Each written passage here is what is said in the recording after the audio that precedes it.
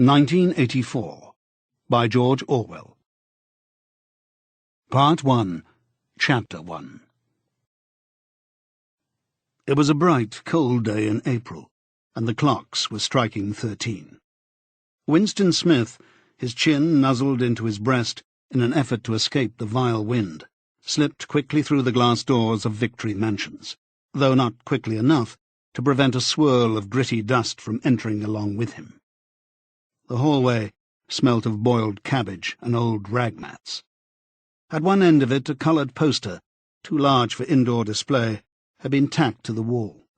It depicted simply an enormous face, more than a metre wide, the face of a man of about 45 with a heavy black moustache and ruggedly handsome features. Winston made for the stairs. It was no use trying the lift. Even at the best of times it was seldom working, and at present the electric current was cut off during daylight hours. It was part of the economy drive in preparation for Hate Week. The flat was 7 flights up, and Winston, who was 39 and had a varicose ulcer above his right ankle, went slowly, resting several times on the way. On each landing, opposite the lift shaft, the poster with the enormous face gazed from the wall. It was one of those pictures which are so contrived that the eyes follow you about when you move. "Big Brother is watching you," the caption beneath it ran. Inside the flat, a fruity voice was reading out a list of figures which had something to do with the production of pig iron. The voice came from an oblong metal plaque, like a dulled mirror, which formed part of the surface of the right-hand wall. Winston turned a switch, and the voice sank somewhat, though the words were still distinguishable. The instrument, the telescreen it was called, could be dimmed, but there was no way of shutting it off completely. He moved over to the window, a smallish, frail figure, the meagreness of his body merely emphasized by the blue overalls which were the uniform of the party. His hair was very fair, his face naturally sanguine, his skin roughened by coarse soap and blunt razor blades, and the cold of the winter that had just ended. Outside, even through the shut window-pane, the world looked cold. Down in the street, little eddies of wind were whirling dust and torn paper into spirals, and though the sun was shining and the sky a harsh blue, there seemed to be no colour in anything, except the posters that were plastered everywhere. The black mustachioed face gazed down from every commanding corner. There was one on the house front immediately opposite. "Big Brother is watching you," the caption said, while the dark eyes looked deep into Winston's own. Down at street level, another poster, torn at one corner, flapped fitfully in the wind, alternately covering and uncovering the single word, "Ingsoc." In the far distance, a helicopter skimmed down between the roofs, hovered for an instant like a bluebottle, and darted away again with a curving flight. It was the police patrol, snooping into people's windows. The patrols did not matter, however. Only the thought police mattered. Behind Winston's back, the voice from the telescreen was still babbling away about pig iron and the over-fulfillment of the 9th three-year plan. The telescreen received and transmitted simultaneously. Any sound that Winston made, above the level of a very low whisper, would be picked up by it. Moreover, so long as he remained within the field of vision which the metal plaque commanded, he could be seen as well as heard. There was, of course, no way of knowing whether you were being watched at any given moment. How often or on what system the thought police plugged in on any individual wire was guesswork. It was even conceivable that they watched everybody, all the time. But at any rate, they could plug in your wire whenever they wanted to. You had to live, did live, from habit that became instinct, in the assumption that every sound you made was overheard, and except in darkness, every movement scrutinized. Winston kept his back turned to the telescreen. It was safer, though, as he well knew, even a back can be revealing.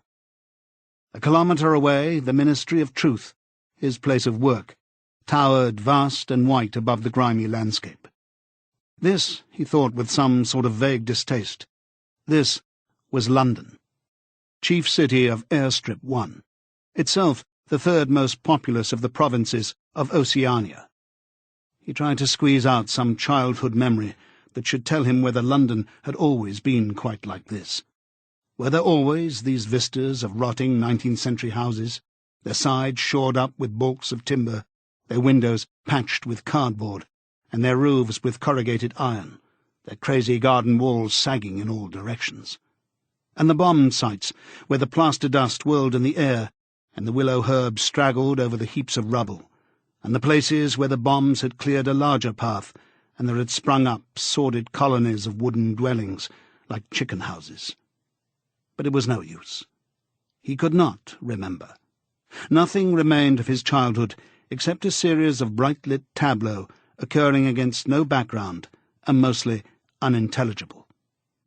The Ministry of Truth, mini-true in newspeak, was startlingly different from any other object in sight. It was an enormous pyramidal structure of glittering white concrete, soaring up terrace after terrace, 300 metres into the air. From where Winston stood, it was just possible to read, picked out on its white face in elegant lettering, the three slogans of the party. War is peace. Freedom is slavery. Ignorance is strength. The Ministry of Truth contained, it was said, 3,000 rooms above ground level and corresponding ramifications below. Scattered about London, there were just 3 other buildings of similar appearance and size. So completely did they dwarf the surrounding architecture that from the roof of Victory Mansions you could see all 4 of them simultaneously. They were the homes of the 4 ministries between which the entire apparatus of government was divided. The Ministry of Truth, which concerned itself with news, entertainment, education, and the fine arts. The Ministry of Peace, which concerned itself with war. The Ministry of Love, which maintained law and order, and the Ministry of Plenty, which was responsible for economic affairs. Their names, in newspeak, Mini-True, Mini-Pax, Mini-Love, and Mini-Plenty. The Ministry of Love was the really frightening one. There were no windows in it at all. Winston had never been inside the Ministry of Love, nor within half a kilometre of it. It was a place impossible to enter, except on official business, and then only by penetrating through a maze of barbed wire entanglements, steel doors, and hidden machine-gun nests. Even the streets leading up to its outer barriers were roamed by gorilla-faced guards in black uniforms, armed with jointed truncheons. Winston turned round abruptly. He had set his features into the expression of quiet optimism, which it was advisable to wear when facing the telescreen. He crossed the room into the tiny kitchen. By leaving the ministry at this time of day, he had sacrificed his lunch in the canteen, and he was aware that there was no food in the kitchen except a hunk of dark-coloured bread, which had got to be saved for tomorrow's breakfast. He took down from the shelf a bottle of colourless liquid with a plain white label marked Victory Gin. It gave off a sickly, oily smell, as of Chinese rice spirit. Winston poured out nearly a teacupful, nerved himself for a shock, and gulped it down like a dose of medicine. Instantly, his face turned scarlet, and the water ran out of his eyes. The stuff was like nitric acid, and moreover, in swallowing it, one had the sensation of being hit on the back of the head with a rubber club. The next moment, however, the burning in his belly died down, and the world began to look more cheerful. He took a cigarette from a crumpled pack marked Victory Cigarettes, and incautiously held it upright, whereupon the tobacco fell out onto the floor. With the next he was more successful. He went back to the living-room and sat down at a small table that stood to the left of the telescreen. From the table drawer he took out a pen-holder, a bottle of ink, and a thick quarto-sized blank book with a red back and a marbled cover. For some reason, the telescreen in the living-room was in an unusual position. Instead of being placed, as was normal, in the end wall, where it could command the whole room, it was in the longer wall opposite the window. To one side of it, there was a shallow alcove in which Winston was now sitting, and which, when the flats were built, had probably been intended to hold bookshelves. By sitting in the alcove and keeping well back, Winston was able to remain outside the range of the telescreen, so far as sight went. He could be heard, of course, but so long as he stayed in his present position, he could not be seen. It was partly the unusual geography of the room that had suggested to him the thing that he was now about to do. It had also been suggested by the book that he had just taken out of the drawer.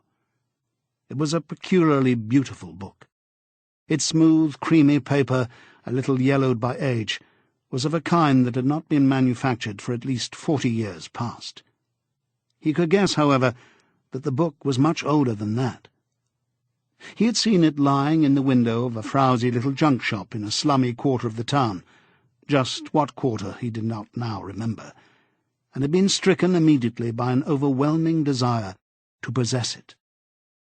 Party members were supposed not to go into ordinary shops. Dealing on the free market, it was called. But the rule was not strictly kept, because there were various things, such as shoelaces and razor blades, which it was impossible to get hold of in any other way. He had given a quick glance up and down the street, and then had slipped inside and bought the book for $2.50. At the time, he was not conscious of wanting it for any particular purpose. He had carried it guiltily home in his briefcase. Even with nothing written in it, it was a compromising possession. The thing that he was about to do was to open a diary. This was not illegal. Nothing was illegal, since there were no longer any laws. But if detected, it was reasonably certain that it would be punished by death, or at least by 25 years in a forced labour camp. Winston fitted a nib into the penholder and sucked it to get the grease off. The pen was an archaic instrument, seldom used even for signatures, and he had procured one furtively, and with some difficulty, simply because of a feeling that the beautiful creamy paper deserved to be written on with a real nib, instead of being scratched with an ink pencil. Actually, he was not used to writing by hand. Apart from very short notes, it was usual to dictate everything into the speak-write, which was, of course, impossible for his present purpose. He dipped the pen into the ink, and then faltered for just a second. A tremor had gone through his bowels. To mark the paper was the decisive act. In small, clumsy letters, he wrote, April 4th, 1984. He sat back. A sense of complete helplessness had descended upon him. To begin with, he did not know with any certainty that this was 1984. It must be around that date, since he was fairly sure that his age was 39, and he believed that he had been born in 1944 or 1945. But it was never possible nowadays to pin down any date within a year or two. For whom, it suddenly occurred to him to wonder, was he writing this diary? For the future? For the unborn? His mind hovered for a moment around the doubtful date on the page, and then fetched up with a bump against the newspeak word, doublethink. For the first time, the magnitude of what he had undertaken came home to him. How could you communicate with the future? It was of its nature impossible. Either the future would resemble the present, in which case it would not listen to him, or it would be different from it, and his predicament would be meaningless. For some time he sat gazing stupidly at the paper. The telescreen had changed over to strident military music. It was curious that he seemed not merely to have lost the power of expressing himself, but even to have forgotten what it was that he had originally intended to say. For weeks past he had been making ready for this moment, and it had never crossed his mind that anything would be needed except courage. The actual writing would be easy. All he had to do was to transfer to paper the interminable restless monologue that had been running inside his head literally for years. At this moment, however, Even the monologue had dried up. Moreover, his varicose ulcer had begun itching unbearably.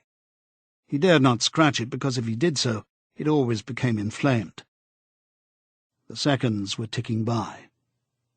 He was conscious of nothing except the blankness of the page in front of him, the itching of the skin above his ankle, the blaring of the music, and a slight booziness caused by the gin. Suddenly, he began writing in sheer panic, only imperfectly aware of what he was setting down. His small but childish handwriting straggled up and down the page, shedding first its capital letters and finally even its full stops. April 4th, 1984. Last night to the flicks. All war films. One very good one of a ship full of refugees being bombed somewhere in the Mediterranean. Audience much amused by shots of a great, huge, fat man trying to swim away with a helicopter after him. First you saw him wallowing along in the water like a porpoise, then you saw him through the helicopter's gun sights. Then he was full of holes, and the sea round him turned pink, and he sank as suddenly as though the holes had let in the water. Audience shouting with laughter when he sank. Then you saw a lifeboat full of children with a helicopter hovering over it. There was a middle-aged woman, might have been a Jewess, sitting up in the bow with a little boy about 3 years old in her arms. Little boy screaming with fright and hiding his head between her breasts, as if he was trying to burrow right into her, and the woman putting her arms around him and comforting him, although she was blue with fright herself. All the time covering him up as much as possible, as if she thought her arms could keep the bullets off him. Then the helicopter planted a 20-kilo bomb in among them. Terrific flash, and the boat went all to matchwood. Then there was a wonderful shot of a child's arm going up, right up into the air. A helicopter with a camera in its nose must have followed it up, and there was a lot of applause from the party seats. But a woman down in the prole part of the house suddenly started kicking up a fuss and shouting that they didn't oughter showed it, not in front of the kids, they didn't. It ain't right, not in front of the kids, it ain't. Until the police turned her out. I don't suppose anything happened to her. Nobody cares what the proles say. Typical prole reaction. They never— Winston stopped writing, partly because he was suffering from cramp. He did not know what had made him pour out this stream of rubbish. But the curious thing was that while he was doing so, a totally different memory had clarified itself in his mind, to the point where he almost felt equal to writing it down. It was, he now realized, because of this other incident, that he had suddenly decided to come home and begin the diary today. It had happened that morning at the ministry, if anything so nebulous could be said to happen. It was nearly 1100, and in the records department where Winston worked, they were dragging the chairs out of the cubicles and grouping them in the centre of the hall opposite the big telescreen, in preparation for the 2 minutes hate. Winston was just taking his place in one of the middle rows, when 2 people whom he knew by sight, but had never spoken to, came unexpectedly into the room. One of them was a girl whom he often passed in the corridors. He did not know her name, but he knew that she worked in the fiction department. Presumably, since he had sometimes seen her with oily hands and carrying a spanner, she had some mechanical job on one of the novel-writing machines. She was a bold-looking girl of about 27, with thick, dark hair, a freckled face, and swift, athletic movements. A narrow scarlet sash, emblem of the Junior Anti-Sex League, was wound several times around the waist of her overalls, just tightly enough to bring out the shapeliness of her hips. Winston had disliked her from the very first moment of seeing her. He knew the reason. It was because of the atmosphere of hockey fields and cold baths and community hikes and general clean-mindedness which he managed to carry about with her. He disliked nearly all women, and especially the young and pretty ones. It was always the women, and above all the young ones, who were the most bigoted adherents of the party, the swallowers of slogans, the amateur spies and nosers out of unorthodoxy. But this particular girl gave him the impression of being more dangerous than most. Once, when they passed in the corridor, she had given him a quick sidelong glance, which seemed to pierce right into him, and for a moment had filled him with black terror. The idea had even crossed his mind that she might be an agent of the thought police. That, it was true, was very unlikely. Still, he continued to feel a peculiar uneasiness, which had fear mixed up in it as well as hostility, whenever she was anywhere near him. The other person was a man named O'Brien, a member of the inner party, and holder of some post so important and remote that Winston had only a dim idea of its nature. A momentary hush passed over the group of people around the chairs as they saw the black overalls of an inner party member approaching. O'Brien was a large, burly man, with a thick neck and a coarse, humorous, brutal face. In spite of his formidable appearance, he had a certain charm of manner. He had a trick of resettling his spectacles on his nose, which was curiously disarming, in some indefinable way, curiously civilized. It was a gesture which, if anyone had still thought in such terms, might have recalled an 18th-century nobleman offering his snuff-box. Winston had seen O'Brien perhaps a dozen times in almost as many years. He felt deeply drawn to him, and not solely because he was intrigued by the contrast between O'Brien's urbane manner and his prize-fighter's physique. Much more, it was because of a secretly held belief, or perhaps not even a belief, merely a hope, that O'Brien's political orthodoxy was not perfect. Something in his face suggested it irresistibly. And again, perhaps it was not even unorthodoxy that was written in his face, but simply intelligence. But at any rate, he had the appearance of being a person that you could talk to, if somehow you could cheat the telescreen and get him alone. Winston had never made the smallest effort to verify this guess. Indeed, there was no way of doing so.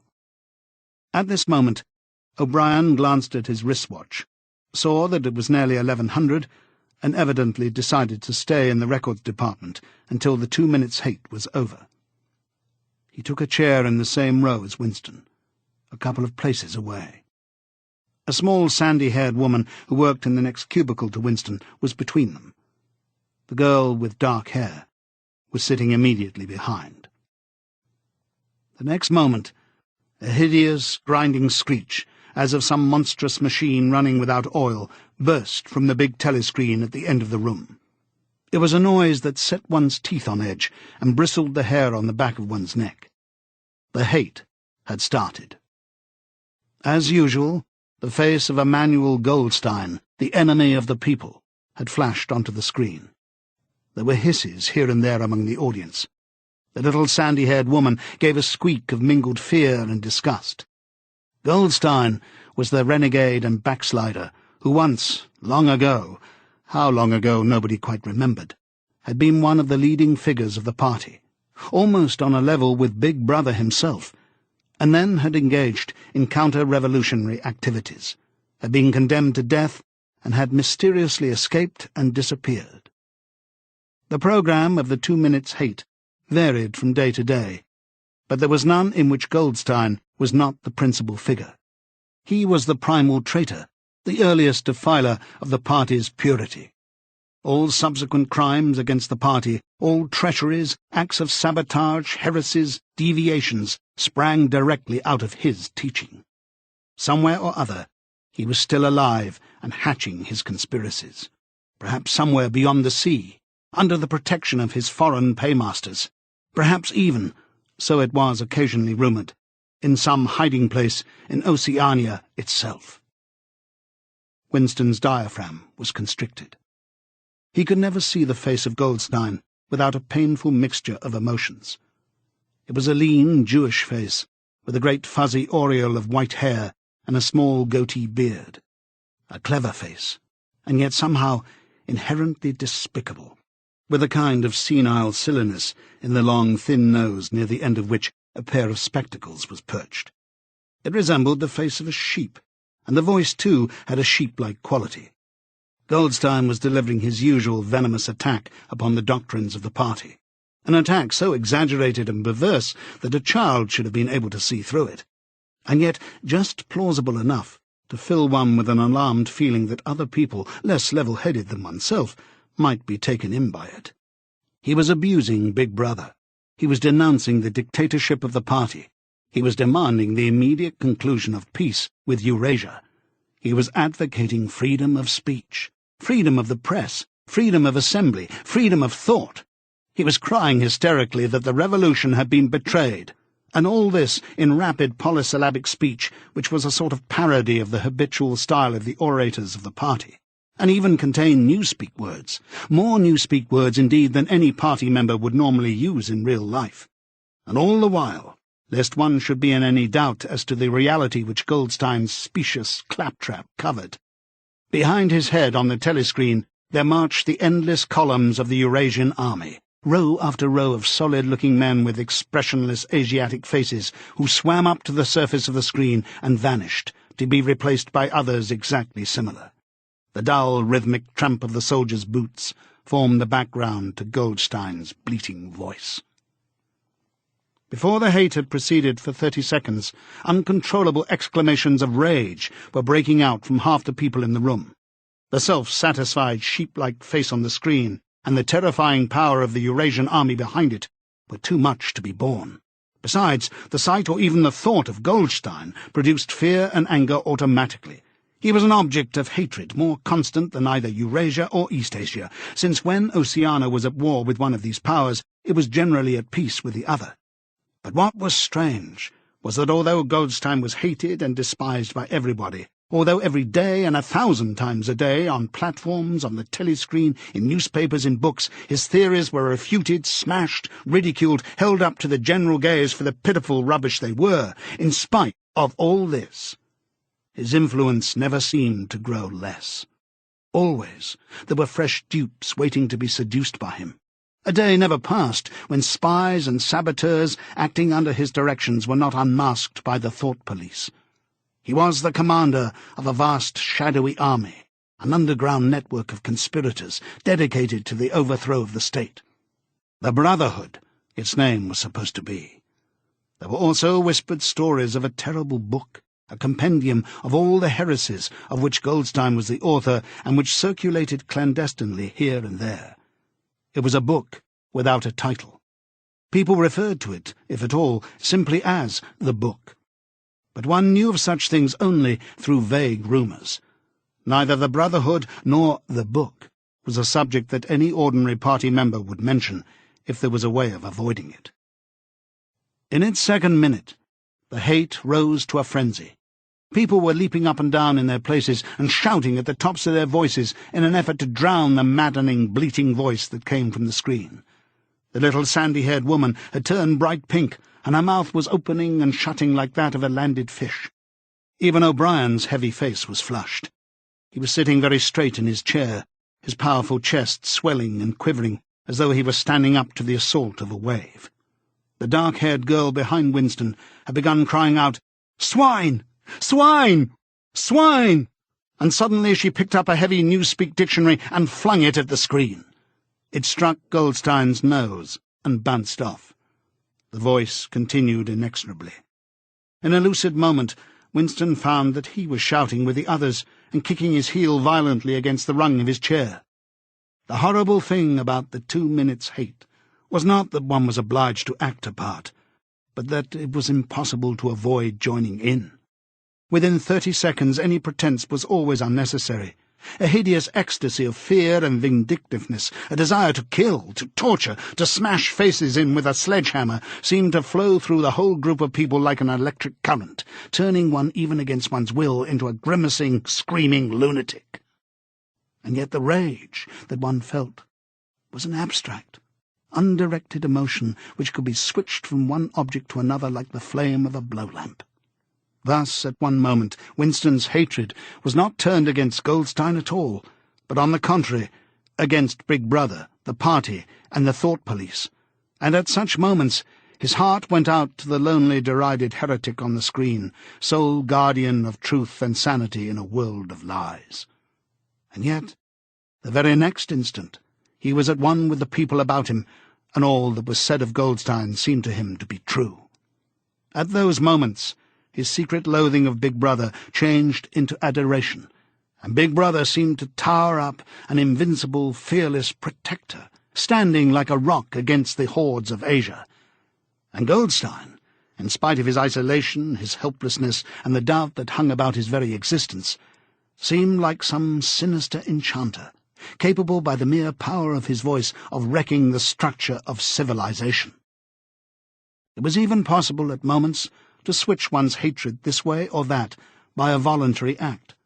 Suddenly, by the sort of violent effort with which one wrenches one's head away from the pillow in a nightmare, Winston succeeded in transferring his hatred from the face on the screen to the dark-haired girl behind him. Vivid, beautiful hallucinations flashed through his mind. He would flog her to death with a rubber truncheon. He would tie her naked to a stake and shoot her full of arrows like Saint Sebastian. He would ravish her and cut her throat at the moment of climax. Better than before, moreover, he realized why it was that he hated her. He hated her because she was young and pretty and sexless, because he wanted to go to bed with her and would never do so, because round her sweet, supple waist, which seemed to ask you to encircle it with your arm, there was only the odious scarlet sash, aggressive symbol of chastity. The hate rose to its climax. The voice of Goldstein had become an actual sheep's bleat, and for an instant the face changed into that of a sheep. Then the sheep face melted into the figure of a Eurasian soldier who seemed to be advancing. Huge and terrible, his submachine gun roaring and seeming to spring out of the surface of the screen so that some of the people in the front row actually flinched backwards in their seats. And in the same moment, drawing a deep sigh of relief from everybody, the hostile figure melted into the face of Big Brother, black-haired, black-mustachioed, full of power and mysterious calm, and so vast that it almost filled up the screen. Nobody heard what Big Brother was saying. It was merely a few words of encouragement, the sort of words that are uttered in the din of battle, not distinguishable individually, but restoring confidence by the fact of being spoken. Then the face of Big Brother faded away again, and instead the three slogans of the party stood out in bold capitals. War is peace. Freedom is slavery. Ignorance is strength.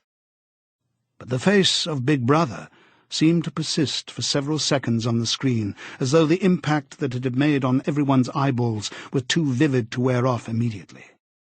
The little sandy-haired woman had flung herself forward over the back of the chair in front of her. With a tremulous murmur that sounded like, "My Saviour," she extended her arms toward the screen. Then she buried her face in her hands. It was apparent that she was uttering a prayer. At this moment, the entire group of people broke into a deep, slow, rhythmical chant of B, B, B, B, B, B, over and over again, very slowly, with a long pause between the first B and the second, a heavy, murmurous sound, somehow curiously savage, in the background of which one seemed to hear the stamp of naked feet and the throbbing of tom-toms. For perhaps as much as 30 seconds they kept it up. It was a refrain that was often heard in the moments of overwhelming emotion. Partly it was a sort of hymn to the wisdom and majesty of Big Brother. But still more, it was an act of self-hypnosis, a deliberate drowning of consciousness by means of rhythmic noise. Winston's entrails seemed to grow cold. In the 2 minutes' hate, he could not help sharing in the general delirium, but this subhuman chanting of B, B, B, B, always filled him with horror. Of course, he chanted with the rest. It was impossible to do otherwise. To dissemble your feelings, to control your face, to do what everyone else was doing, was an instinctive reaction. But there was a space of a couple of seconds during which the expression in his eyes might conceivably have betrayed him, and it was exactly at this moment that the significant thing happened, if indeed it did happen. Momentarily, he caught O'Brien's eye. O'Brien had stood up. He had taken off his spectacles and was in the act of resettling them on his nose with his characteristic gesture. But there was a fraction of a second when their eyes met, and for as long as it took to happen, Winston knew, yes, he knew, that O'Brien was thinking the same thing as himself. An unmistakable message had passed. It was as though their two minds had opened and the thoughts were flowing from one into the other through their eyes. "I am with you," O'Brien seemed to be saying. "I know precisely what you are feeling. I know all about your contempt, your hatred, your disgust. But don't worry. I am on your side." And then the flash of intelligence was gone, and O'Brien's face was as inscrutable as everybody else's. That was all, and he was already uncertain whether it had happened. Such incidents never had any sequel. All that they did was to keep alive in him the belief or hope that others beside himself were the enemies of the party. Perhaps the rumours of vast underground conspiracies were true after all. Perhaps the Brotherhood really existed. It was impossible, in spite of the endless arrests and confessions and executions, to be sure that the Brotherhood was not simply a myth. Some days he believed in it, some days not. There was no evidence.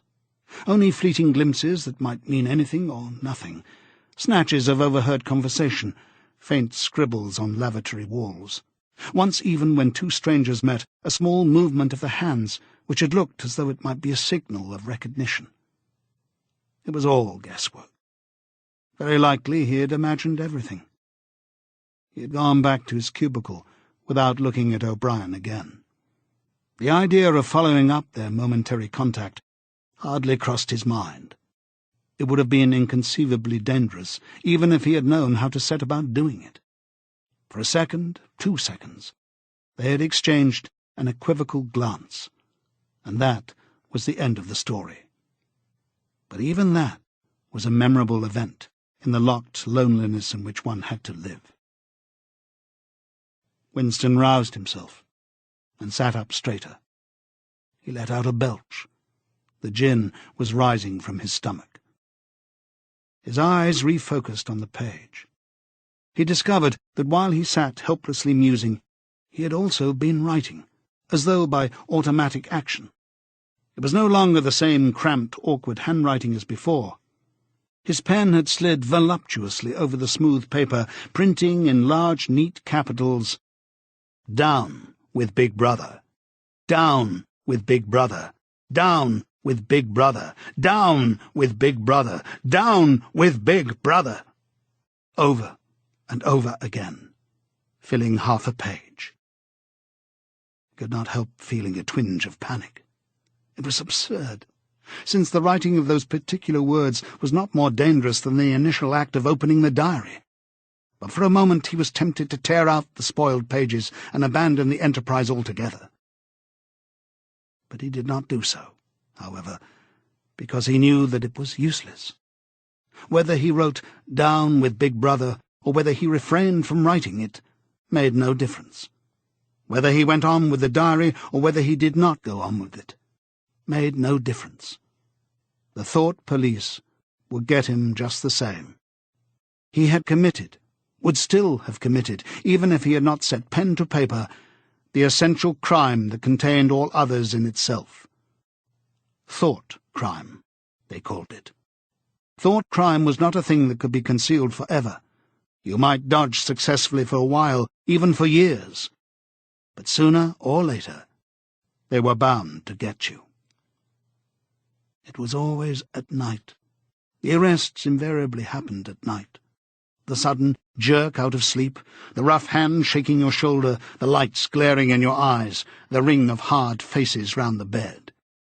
In the vast majority of cases, there was no trial, no report of the arrest. People simply disappeared, always during the night. Your name was removed from the registers. Every record of everything you had ever done was wiped out. Your one-time existence was denied and then forgotten. You were abolished, annihilated. Vaporized was the usual word. For a moment he was seized by a kind of hysteria.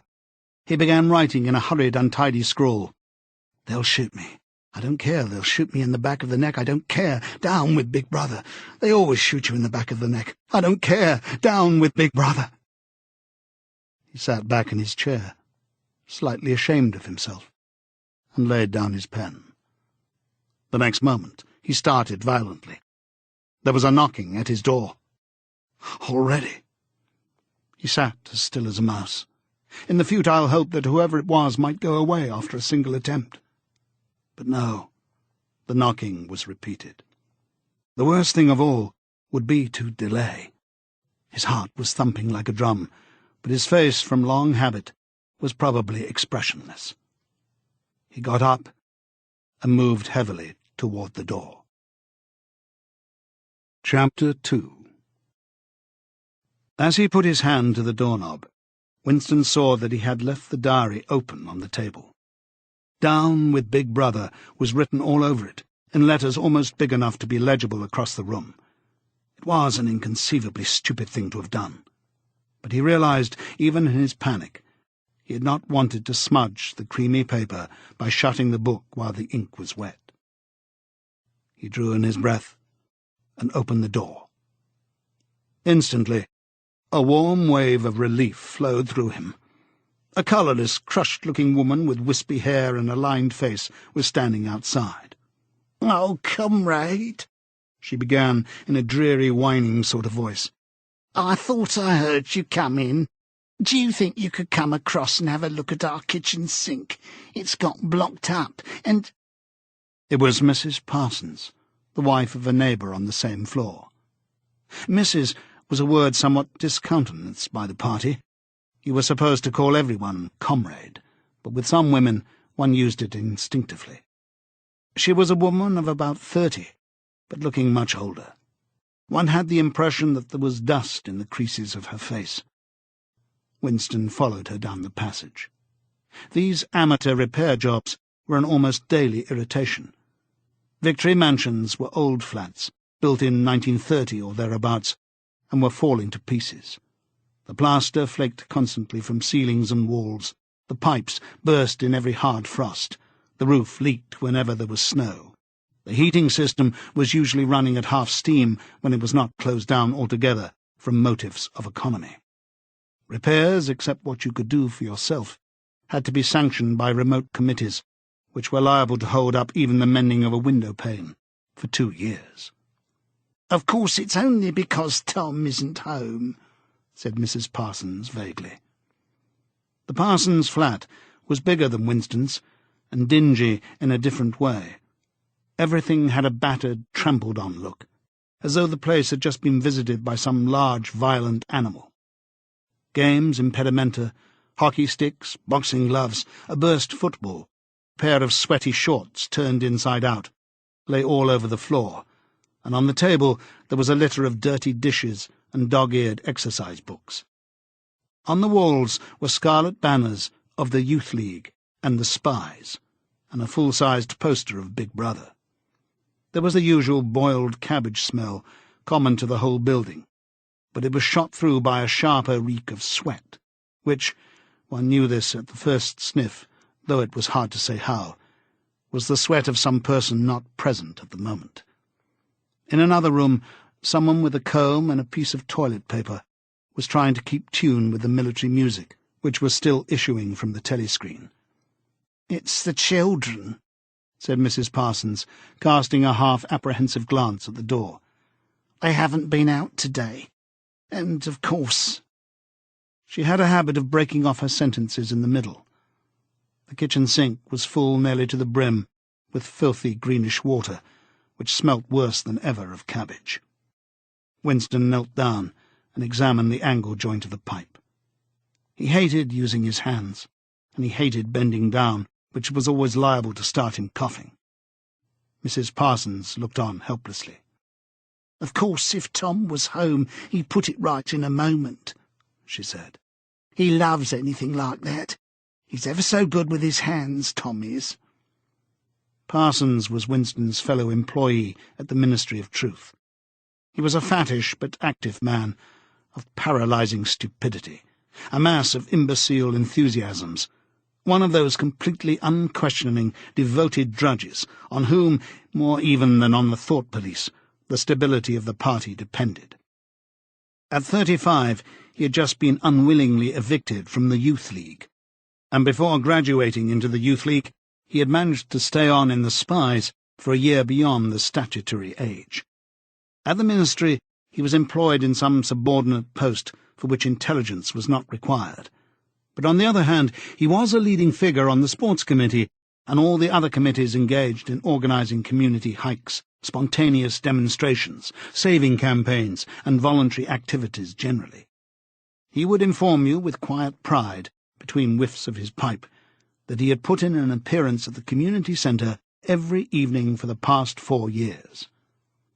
An overpowering smell of sweat, a sort of unconscious testimony to the strenuousness of his life, followed him about wherever he went, and even remained behind him after he had gone. "Have you got a spanner?" said Winston, fiddling with the nut on the angle joint. "A spanner?" said Mrs. Parsons, immediately becoming invertebrate. "I don't know, I'm sure. Perhaps the children—" There was a trampling of boots and another blast on the comb as the children charged into the living-room. Mrs. Parsons brought the spanner. Winston let out the water and disgustedly removed the clot of human hair that had blocked up the pipe. He cleaned his fingers as best he could in the cold water from the tap, and went back into the other room. "Up with your hands!" yelled a savage voice. A handsome, tough-looking boy of 9 had popped up from behind the table and was menacing him with a toy automatic pistol, while his small sister, about 2 years younger, made the same gesture with a fragment of wood.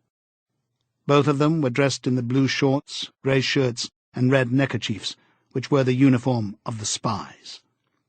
Winston raised his hands above his head, but with an uneasy feeling, so vicious was the boy's demeanour, that it was not altogether a game. "You're a traitor!" yelled the boy. "You're a thought criminal! You're an Eurasian spy! I'll shoot you! I'll vaporise you! I'll send you to the salt mines!" Suddenly they were both leaping around him, shouting, "Traitor!" and "Thought criminal!" and the little girl imitating her brother in every movement. It was somehow slightly frightening, like the gambling of tiger cubs, which will soon grow up into man-eaters. There was a sort of calculating ferocity in the boy's eye, a quite evident desire to hit or kick Winston, and a consciousness of being very nearly big enough to do so. It was a good job it was not a real pistol he was holding, Winston thought. Mrs. Parsons' eyes flitted nervously from Winston to the children and back again.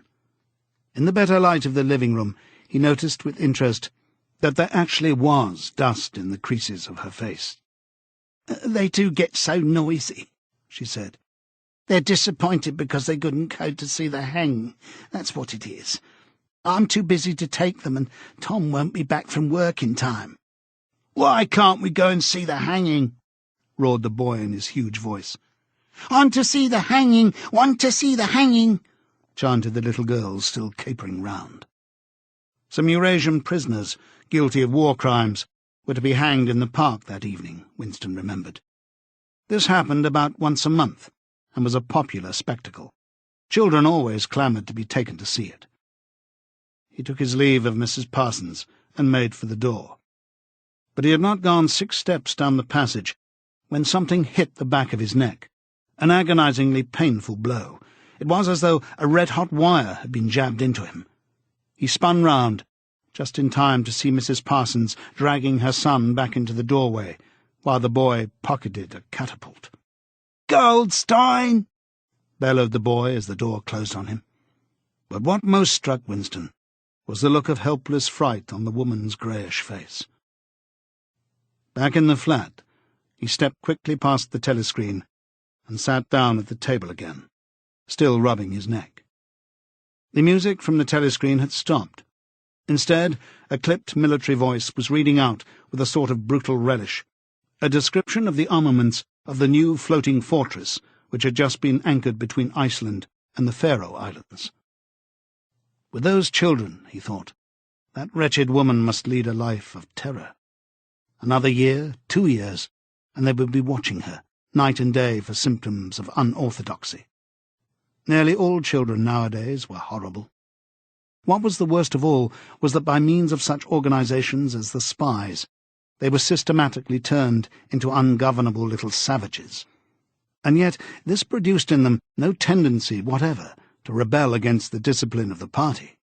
On the contrary, they adored the party and everything connected with it.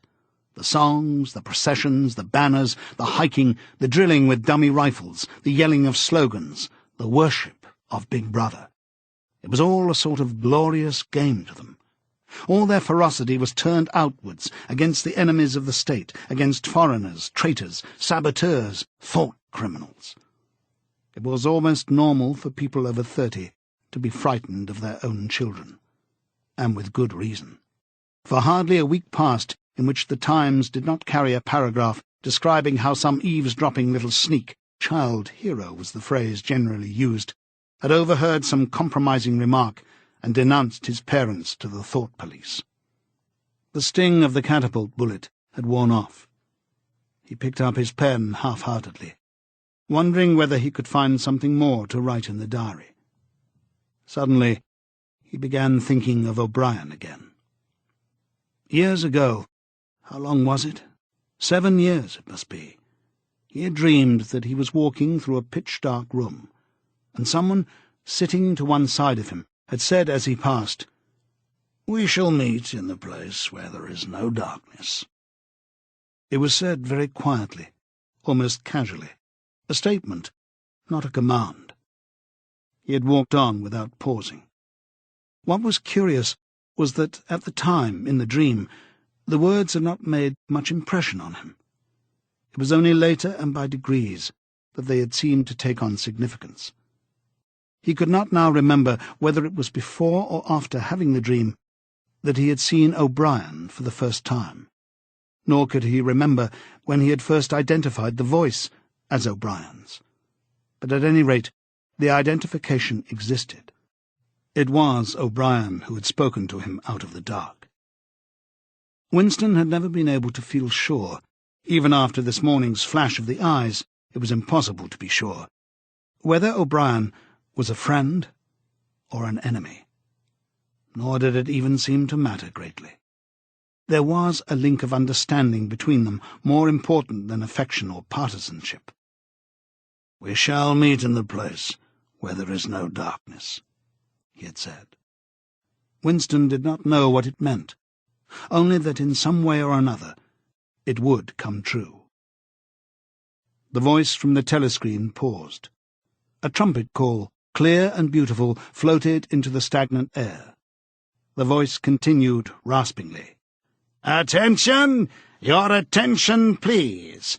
A news flash has this moment arrived from the Malabar front.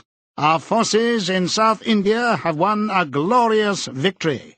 I am authorized to say that the action we are now reporting may well bring the war within measurable distance of its end. Here is the news flash." Bad news coming, thought Winston.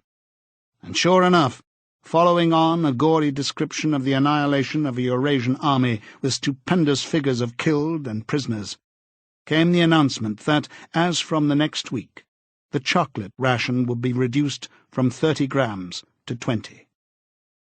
Winston belched again. The gin was wearing off, leaving a deflated feeling. The telescreen, perhaps to celebrate the victory, perhaps to drown the memory of the lost chocolate, crashed into "Oceania, 'tis for thee." You were supposed to stand to attention. However, in his present position, he was invisible. "Oceania, 'tis for thee" gave way to lighter music. Winston walked over to the window, keeping his back to the telescreen. The day was still cold and clear. Somewhere, far away, a rocket bomb exploded with a dull, reverberating roar. About 20 or 30 of them a week were falling on London at present. Down in the street, the wind flapped the torn poster to and fro, and the word "Ingsoc" fitfully appeared and vanished. Ingsoc. The sacred principles of Ingsoc. Newspeak, doublethink, the mutability of the past. He felt as though he were wandering in the forests of the sea bottom, lost in a monstrous world where he himself was the monster. He was alone. The past was dead. The future was unimaginable. What certainty had he that a single human creature now living was on his side? And what way of knowing that the dominion of the party would not endure for ever? Like an answer, the three slogans on the white face of the Ministry of Truth came back at him. War is peace. Freedom is slavery. Ignorance is strength. He took a 25-cent piece out of his pocket. There, too, in tiny, clear lettering, the same slogans were inscribed, and on the other face of the coin, the head of Big Brother. Even from the coin, the eyes pursued you. On coins, on stamps, on the covers of books, on banners, on posters, and on the wrapping of a cigarette packet, everywhere. Always the eyes watching you and the voice enveloping you. Asleep or awake, working or eating, indoors or out of doors, in the bath or in bed, no escape. Nothing was your own, except the few cubic centimetres inside your skull. The sun had shifted round, and the myriad windows of the Ministry of Truth, with the light no longer shining on them, looked grim as the loopholes of a fortress. His heart quailed before the enormous pyramidal shape. It was too strong. It could not be stormed. 1,000 rocket bombs would not batter it down. He wondered again for whom he was writing the diary. For the future? For the past? For an age that might be imaginary? And in front of him there lay not death, but annihilation. The diary would be reduced to ashes, and himself to vapour. Only the thought police would read what he had written, before they wiped it out of existence and out of memory. How could you make an appeal to the future, when not a trace of you, not even an anonymous word scribbled on a piece of paper, could physically survive? The telescreen struck 14. He must leave in 10 minutes. He had to be back at work by 14:30. Curiously, the chiming of the hour seemed to have put new heart into him. He was a lonely ghost uttering a truth that nobody would ever hear, but so long as he uttered it, in some obscure way, the continuity was not broken. It was not by making yourself heard, but by staying sane, that you carried on the human heritage. He went back to the table, dipped his pen, and wrote, "To the future, or to the past, to a time when thought is free, when men are different from one another and do not live alone, to a time when truth exists and what is done cannot be undone. From the age of uniformity, from the age of solitude, from the age of Big Brother, from the age of doublethink. Greetings." He was already dead, he reflected. It seemed to him that it was only now, when he had begun to be able to formulate his thoughts, that he had taken the decisive step. The consequences of every act are included in the act itself. He wrote, "Thought crime does not entail death. Thought crime is death." Now that he had recognized himself as a dead man, it became important to stay alive as long as possible. 2 fingers of his right hand were ink-stained. It was exactly the kind of detail that might betray him. Some nosing zealot in the ministry. A woman, probably. Someone like the little sandy-haired woman or the dark-haired girl from the fiction department might start wondering why he'd been writing during the lunch interval, why he had used an old-fashioned pen. What had he been writing? And then drop a hint in the appropriate quarter. He went to the bathroom and carefully scrubbed the ink away with the gritty dark brown soap, which rasped your skin like sandpaper and was, therefore, well adapted for this purpose. He put the diary away in the drawer. It was quite useless to think of hiding it, but he could at least make sure whether or not its existence had been discovered. A hair laid across the page ends was too obvious. With the tip of his finger, he picked up an identifiable grain of whitish dust and deposited it on the corner of the cover, where it was bound to be shaken off if the book was moved. Chapter 3. Winston was dreaming of his mother. He must, he thought, have been 10 or 11 years old when his mother had disappeared. She was a tall, statuesque, rather silent woman, with slow movements and magnificent fair hair. His father he remembered more vaguely as dark and thin, dressed always in neat dark clothes. Winston remembered especially the very thin soles of his father's shoes, and wearing spectacles. The two of them must evidently have been swallowed up in one of the first great purges of the 50s. At that moment, his mother was sitting in some place deep down beneath him, with his young sister in her arms.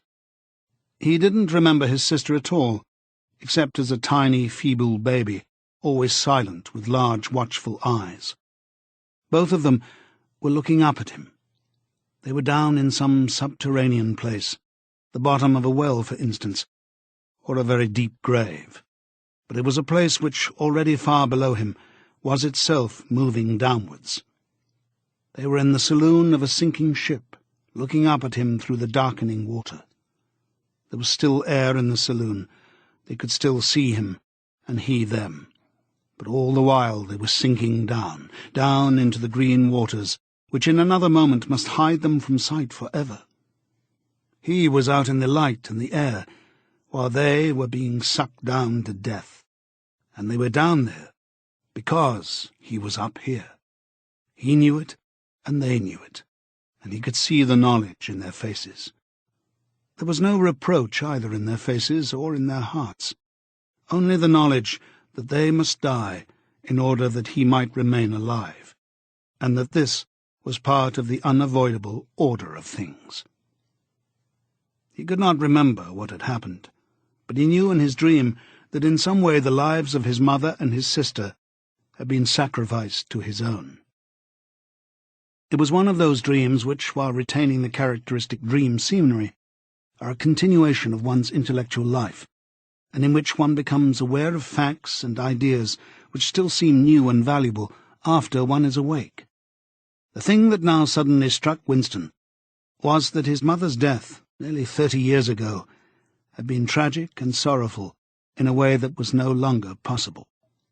Tragedy, he perceived, belonged to the ancient time, to a time when there was still privacy, love, and friendship, and when the members of a family stood by one another without needing to know the reason.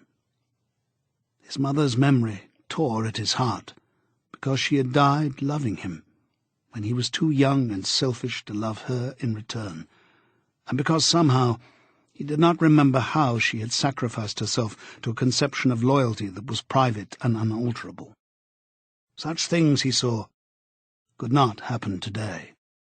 Today there was fear, hatred and pain, but no dignity of emotion or deep or complex sorrows. All this he seemed to see in the large eyes of his mother and his sister, looking up at him through the green water, hundreds of fathoms down, and still sinking. Suddenly he was standing on short, springy turf, on a summer evening when the slanting rays of the sun gilded the ground.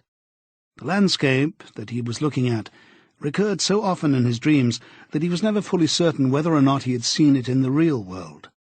In his waking thoughts he called it the Golden Country. It was an old, rabbit-bitten pasture, with a foot-track wandering across it, and a mole-hole here and there.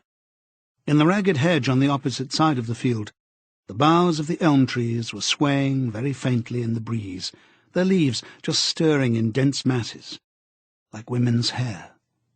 Somewhere near at hand, though out of sight, there was a clear, slow-moving stream where dace were swimming in the pools under the willow trees.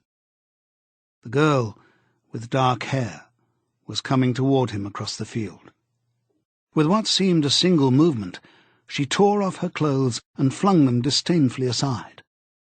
Her body was white and smooth, but it aroused no desire in him. Indeed, he barely looked at it.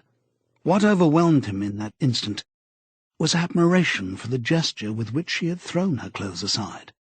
With its grace and carelessness, it seemed to annihilate a whole culture, a whole system of thought, as though Big Brother and the party and the thought police could all be swept into nothingness by a single splendid movement of the arm. That, too, was a gesture belonging to the ancient time. Winston woke up with the word Shakespeare on his lips. The telescreen was giving forth an ear-splitting whistle, which continued on the same note for 30 seconds. It was 07:15, getting up time for office workers. Winston wrenched his body out of bed, naked, for a member of the outer party received only 3,000 clothing coupons annually, and a suit of pyjamas was 600, and seized a dingy singlet and a pair of shorts that were lying across a chair. The physical jerks would begin in 3 minutes. The next moment, he was doubled up by a violent coughing fit, which nearly always attacked him soon after waking up. It emptied his lungs so completely that he could only begin breathing again by lying on his back and taking a series of deep gasps. His veins had swelled with the effort of the cough, and the varicose ulcer had started itching. 30 to 40 group, yapped a piercing female voice. 30 to 40 group. Take your places, please. 30s to 40s.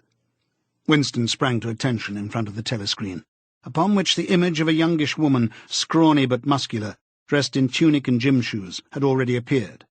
"Arms bending and stretching," she rapped out. "Take your time by me. 1, 2, 3, 4. 1, 2, 3, 4. Come on, comrades, put a bit of life into it. 1, 2, 3, 4. 1, 2, 3, 4. The pain of the coughing fit had not quite driven out of Winston's mind the impression made by his dream, and the rhythmic movements of the exercise restored it somewhat. As he mechanically shot his arms back and forth, wearing on his face the look of grim enjoyment which was considered proper during the physical jerks, he was struggling to think his way backward into the dim period of his early childhood. It was extraordinarily difficult. Beyond the late 50s, everything faded. When there were no external records that you could refer to, even the outline of your own life lost its sharpness. You remembered huge events which had quite probably not happened. You remembered the details of incidents without being able to recapture their atmosphere, and there were long blank periods to which you could assign nothing. Everything had been different then. Even the names of countries and their shapes on the map had been different. Airstrip 1, for instance, had not been so called in those days. It had been called England or Britain, though London, he felt fairly certain, had always been called London. Winston could not definitely remember a time when his country had not been at war, but it was evident that there had been a fairly long interval of peace during his childhood, because one of his early memories was of an air raid which appeared to take everyone by surprise. Perhaps it was the time when the atomic bomb had fallen on Colchester. He did not remember the raid itself, but he did remember his father's hand clutching his own as they hurried down, down into some place deep in the earth, round and round a spiral staircase which rang under his feet and which finally so wearied his legs that he began whimpering and they had to stop and rest. His mother, in her slow, dreamy way, was following a long way behind them. She was carrying his baby sister. Or perhaps it was only a bundle of blankets that she was carrying. He was not certain whether his sister had been born then. Finally, they had emerged into a noisy, crowded place, which he realized to be a tube station. There were people sitting all over the stone-flagged floor, and other people, packed tightly together, were sitting on metal bunks, one above the other. Winston and his mother and father found themselves a place on the floor, and near them an old man and an old woman were sitting side by side on a bunk. The old man had on a decent dark suit, and a black cloth cap pushed back from very white hair. His face was scarlet, and his eyes were blue and full of tears. He reeked of gin. It seemed to breathe out of his skin in place of sweat, and one could have fancied that the others, welling from his eyes, were pure gin. But though slightly drunk, he was also suffering under some grief that was genuine and unbearable. In his childish way, Winston grasped that some terrible thing, something that was beyond forgiveness and could never be remedied, had just happened. It also seemed to him that he knew what it was. Someone whom the old man loved, a little granddaughter perhaps, had been killed. Every few minutes the old man kept repeating, "We didn't ought to have trusted them. I said so, Ma, didn't I? That's what comes of trusting them. I said so all along. We didn't ought to have trusted the buggers." But which buggers they didn't ought to have trusted, Winston could not now remember. Since about that time, war had been literally continuous, though, strictly speaking, it had not always been the same war. For several months during his childhood, there had been confused street fighting in London itself, some of which he remembered vividly. But to trace out the history of the whole period, to say who was fighting whom at any given moment, would have been utterly impossible, since no written record and no spoken word ever made mention of any other alignment than the existing one. At this moment, for example, in 1984, if it was 1984, Oceania was at war with Eurasia and in alliance with Eastasia. In no public or private utterance was it ever admitted that the three powers had at any time been grouped along different lines. Actually, as Winston well knew, it was only 4 years since Oceania had been at war with Eastasia and in alliance with Eurasia. But that was merely a piece of furtive knowledge which he happened to possess because his memory was not satisfactorily under control. Officially, the change of partners had never happened. Oceania was at war with Eurasia. Therefore, Oceania had always been at war with Eurasia. The enemy of the moment always represented absolute evil, and it followed that any past or future agreement with him was impossible. The frightening thing, he reflected, for the 10,000th time as he forced his shoulders painfully backward. With hands on hips, they were gyrating their bodies from the waist, an exercise that was supposed to be good for the back muscles. The frightening thing was that it might all be true. If the party could thrust its hand into the past and say of this or that event, "It never happened," that surely was more terrifying than mere torture and death. The party said that Oceania had never been in alliance with Eurasia. He, Winston Smith, knew that Oceania had been in alliance with Eurasia, as short a time as 4 years ago. But where did that knowledge exist? Only in his own consciousness, which in any case must soon be annihilated. And if all others accepted the lie which the party imposed, if all records told the same tale, then the lie passed into history and became truth. "Who controls the past," ran the party slogan, "controls the future. Who controls the present, controls the past." And yet the past, though of its nature alterable, never had been altered. Whatever was true now was true from everlasting to everlasting. It was quite simple. All that was needed was an unending series of victories over your own memory. Reality control, they called it in Newspeak. Doublethink. "Stand easy," barked the instructress, a little more genially. Winston sank his arms to his sides and slowly refilled his lungs with air. His mind slid away into the labyrinthine world of doublethink. To know and not to know, to be conscious of complete truthfulness while telling carefully constructed lies, to hold simultaneously two opinions which cancelled out, knowing them to be contradictory and believing in both of them, to use logic against logic, to repudiate morality while laying claim to it, to believe that democracy was impossible and that the party was the guardian of democracy, to forget whatever it was necessary to forget, then to draw it back into memory again at the moment when it was needed, and then promptly to forget it again, and above all, to apply the same process to the process itself. That was the ultimate subtlety. Consciously to induce unconsciousness, and then once again to become unconscious of the act of hypnosis you had just performed. Even to understand the word doublethink involved the use of doublethink. The instructress had called them to attention again. "And now let's see which of us can touch our toes," she said enthusiastically. "Right over from the hips, please, comrades. 1, 2. 1, 2. Winston loathed this exercise, which sent shooting pains all the way from his heels to his buttocks, and often ended by bringing on another coughing fit. The half-pleasant quality went out of his meditations. The past, he reflected, had not merely been altered, it had been actually destroyed. For how could you establish even the most obvious fact when there existed no record outside your own memory? He tried to remember in what year he had first heard mention of Big Brother. He thought it must have been at some time in the 60s, but it was impossible to be certain. In the party histories, of course, Big Brother figured as the leader and guardian of the revolution since its very earliest days.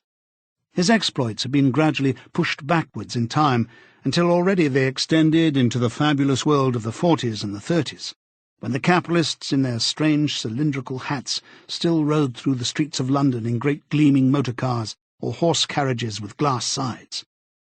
There was no knowing how much of this legend was true and how much invented. Winston could not even remember at what date the party itself had come into existence.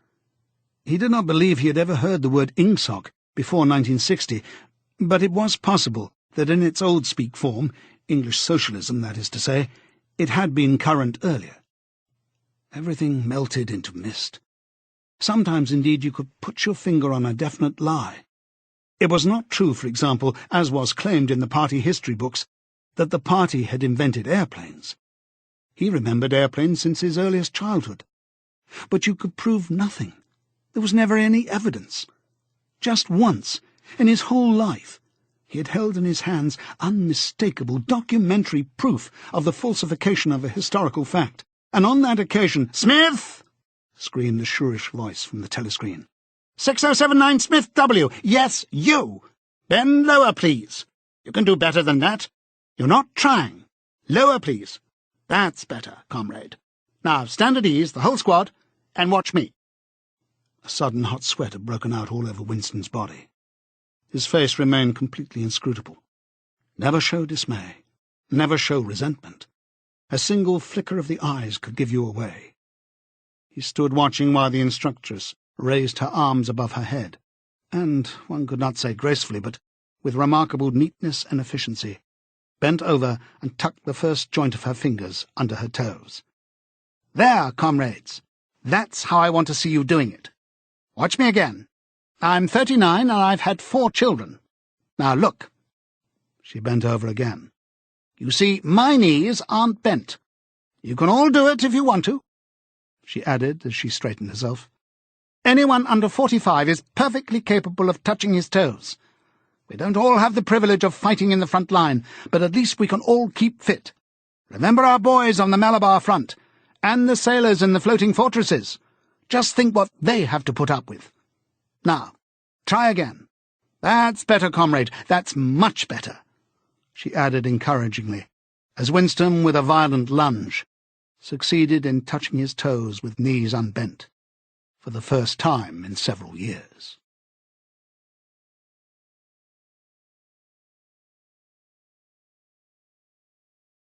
Chapter 4. With a deep, unconscious sigh, which not even the nearness of the telescreen could prevent him from uttering when his day's work started, Winston pulled the speakwrite towards him, blew the dust from its mouthpiece, and put on his spectacles. Then he unrolled and clipped together 4 small cylinders of paper, which had already flopped out of the pneumatic tube on the right-hand side of his desk. In the walls of the cubicle there were 3 orifices. To the right of the speakwrite, a small pneumatic tube for written messages. To the left, a larger one for newspapers. And in the side wall, within easy reach of Winston's arm, a large oblong slit, protected by a wire grating. This last was for the disposal of waste paper. Similar slits existed in thousands or tens of thousands throughout the building, not only in every room, but at short intervals in every corridor. For some reason, they were nicknamed memory holes. When one knew that any document was due for destruction, or even when one saw a scrap of waste paper lying about, it was an automatic action to lift the flap of the nearest memory hole and drop it in. whereupon it would be whirled away on a current of warm air to the enormous furnaces which were hidden somewhere in the recesses of the building. Winston examined the 4 slips of paper which he had unrolled. Each contained a message of only 1 or 2 lines in the abbreviated jargon, not actually newspeak, but consisting largely of newspeak words, which was used in the Ministry for internal purposes. They ran: Times, 17.3.84. BB speech, mal-reported, Africa, rectify. Times, 19.12.83.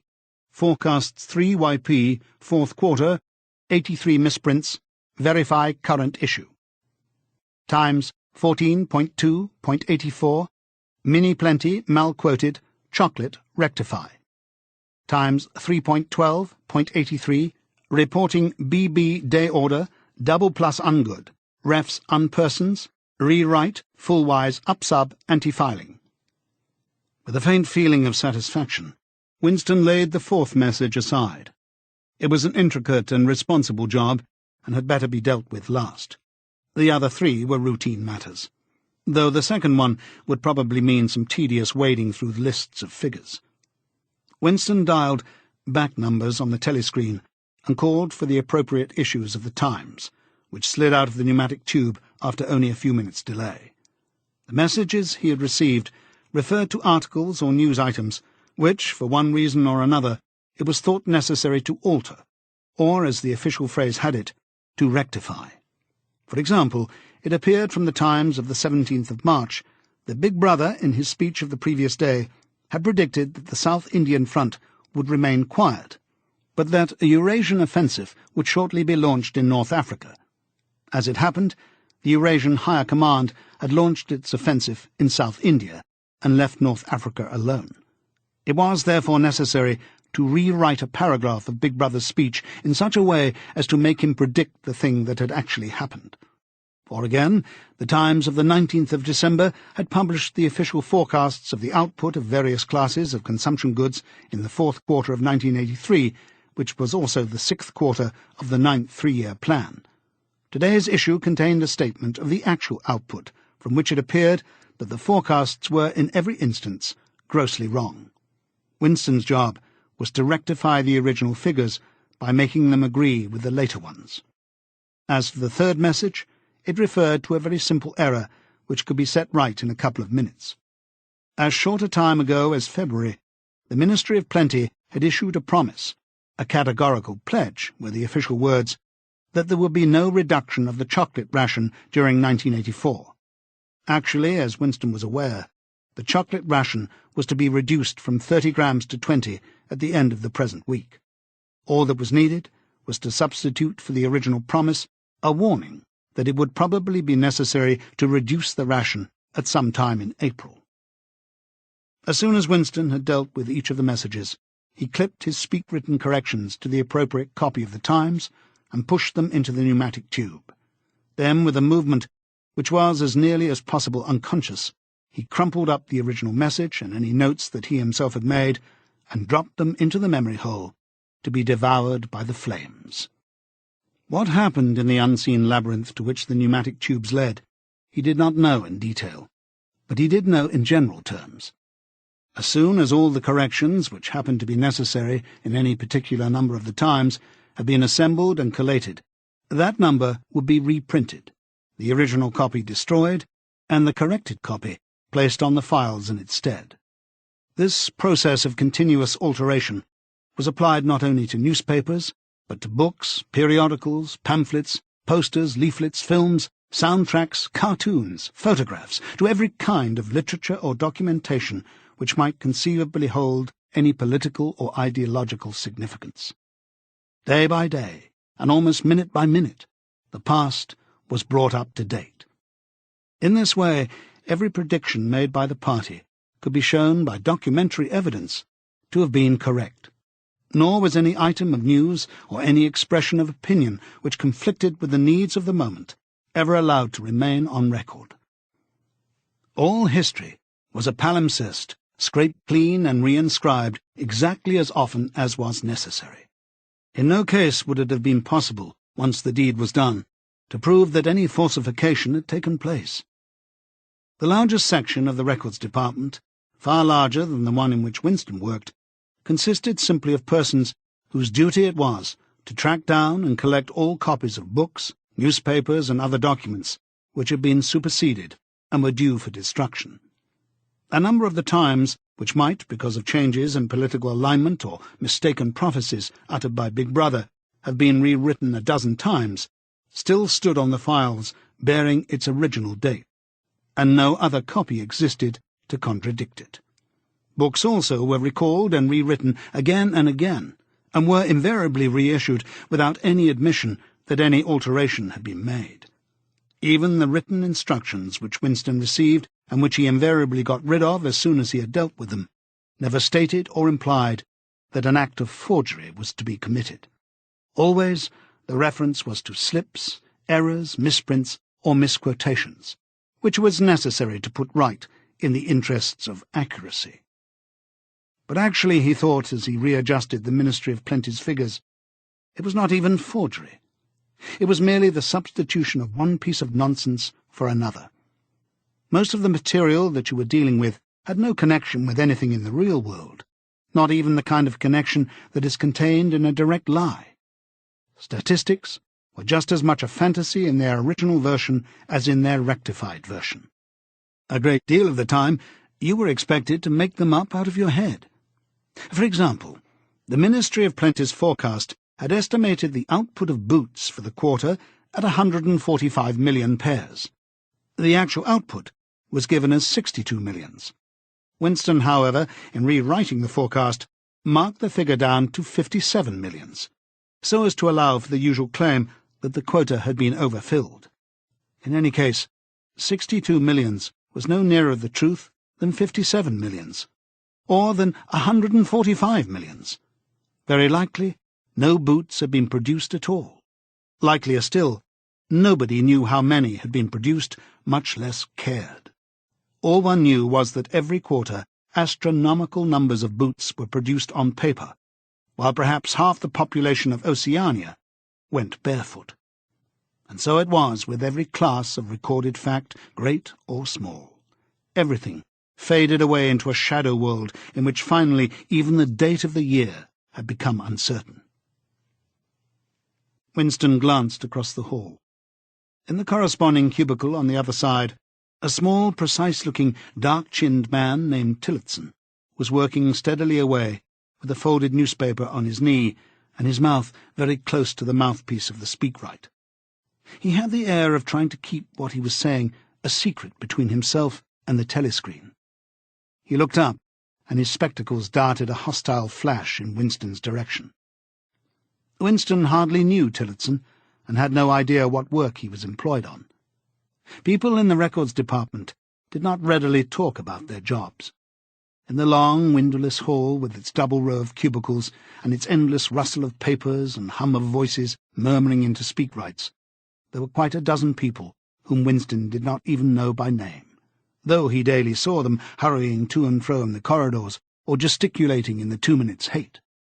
He knew that in the cubicle next to him the little woman with sandy hair toiled day in, day out, simply at tracking down and deleting from the press the names of people who had been vaporized and were therefore considered never to have existed. There was a certain fitness in this, since her own husband had been vaporized a couple of years earlier, and a few cubicles away a mild, ineffectual, dreamy creature named Ampleforth, with very hairy ears and a surprising talent for juggling with rhymes and meters, was engaged in producing garbled versions, definitive texts they were called, of poems which had become ideologically offensive, but which, for one reason or another, were to be retained in the anthologies. And this hall, with its 50 workers or thereabouts, was only one subsection, a single cell, as it were, in the huge complexity of the records department. Beyond, above, below, were other swarms of workers engaged in an unimaginable multitude of jobs. There were the huge printing shops with their sub-editors, their typography experts, and their elaborately equipped studios for the faking of photographs. There was the teleprogram section with its engineers, its producers, and its teams of actors, specially chosen for their skill in imitating voices. There were the armies of reference clerks, whose job was simply to draw up lists of books and periodicals which were due for recall. There were the vast repositories where the corrected documents were stored, and the hidden furnaces where the original copies were destroyed. And somehow or other, quite anonymous, there were the directing brains who coordinated the whole effort and laid down the lines of policy which made it necessary that this fragment of the past should be preserved, that one falsified, and the other rubbed out of existence. And the Records Department, after all, was itself only a single branch of the Ministry of Truth, whose primary job was not to reconstruct the past, but to supply the citizens of Oceania with newspapers, films, textbooks, telescreen programs, plays, novels, with every conceivable kind of information, instruction, or entertainment, from a statue to a slogan, from a lyric poem to a biological treatise, and from a child's spelling book to a Newspeak dictionary. And the ministry had not only to supply the multifarious needs of the party, but also to repeat the whole operation at a lower level for the benefit of the proletariat. There was a whole chain of separate departments dealing with proletarian literature, music, drama, and entertainment generally.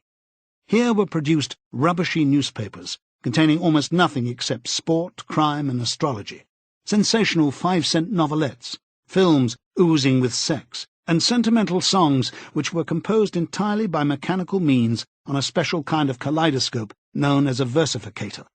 There was even a whole subsection, pornosec, as it was called in Newspeak, engaged in producing the lowest kind of pornography, which was sent out in sealed packets, and which no party member, other than those who worked on it, was permitted to look at. 3 messages had slid out of the pneumatic tube while Winston was working, but they were simple matters, and he had disposed of them before the 2 minutes' hate interrupted him. When the hate was over, he returned to his cubicle, took the Newspeak dictionary from the shelf, pushed the speak-right to one side, cleaned his spectacles, and settled down to his main job of the morning. Winston's greatest pleasure in life was in his work. Most of it was a tedious routine, but included in it there were also jobs so difficult and intricate that you could lose yourself in them as in the depths of a mathematical problem. Delicate pieces of forgery in which you had nothing to guide you except your knowledge of the principles of Ingsoc and your estimate of what the party wanted you to say. Winston was good at this kind of thing. On occasion, he had even been entrusted with the rectification of the Times' leading articles, which were written entirely in Newspeak. He unrolled the message that had been set aside earlier. It ran, Times, 3.12.83, reporting BB day order, double plus ungood refs, unpersons, rewrite, full-wise, upsub, anti-filing. In Old Speak, or Standard English, this might be rendered, the reporting of Big Brother's order for the day in the Times of December the 3rd, 1983, is extremely unsatisfactory, and makes reference to non-existent persons. Rewrite it in full, and submit your draft to higher authority before filing. Winston read through the offending article. Big Brother's order for the day, it seemed, had been chiefly devoted to praising the work of an organisation known as FFCC, which supplied cigarettes and other comforts to the sailors in the floating fortresses. A certain Comrade Withers, a prominent member of the inner party, had been singled out for special mention and awarded a decoration, the Order of Conspicuous Merit, 2nd Class. 3 months later, FFCC had suddenly been dissolved with no reasons given. One could assume that Withers and his associates were now in disgrace, but there had been no report of the matter in the press or on the telescreen. That was to be expected, since it was unusual for political offenders to be put on trial or even publicly denounced. The great purges involving thousands of people with public trials of traitors and thought criminals who made abject confessions of their crimes and were afterwards executed were special showpieces, not occurring oftener than once in a couple of years. More commonly, people who had incurred the displeasure of the party simply disappeared and were never heard of again. One never had the smallest clue as to what had happened to them.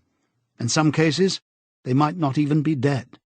Perhaps 30 people, personally known to Winston, not counting his parents, had disappeared at one time or another. Winston stroked his nose gently with a paperclip.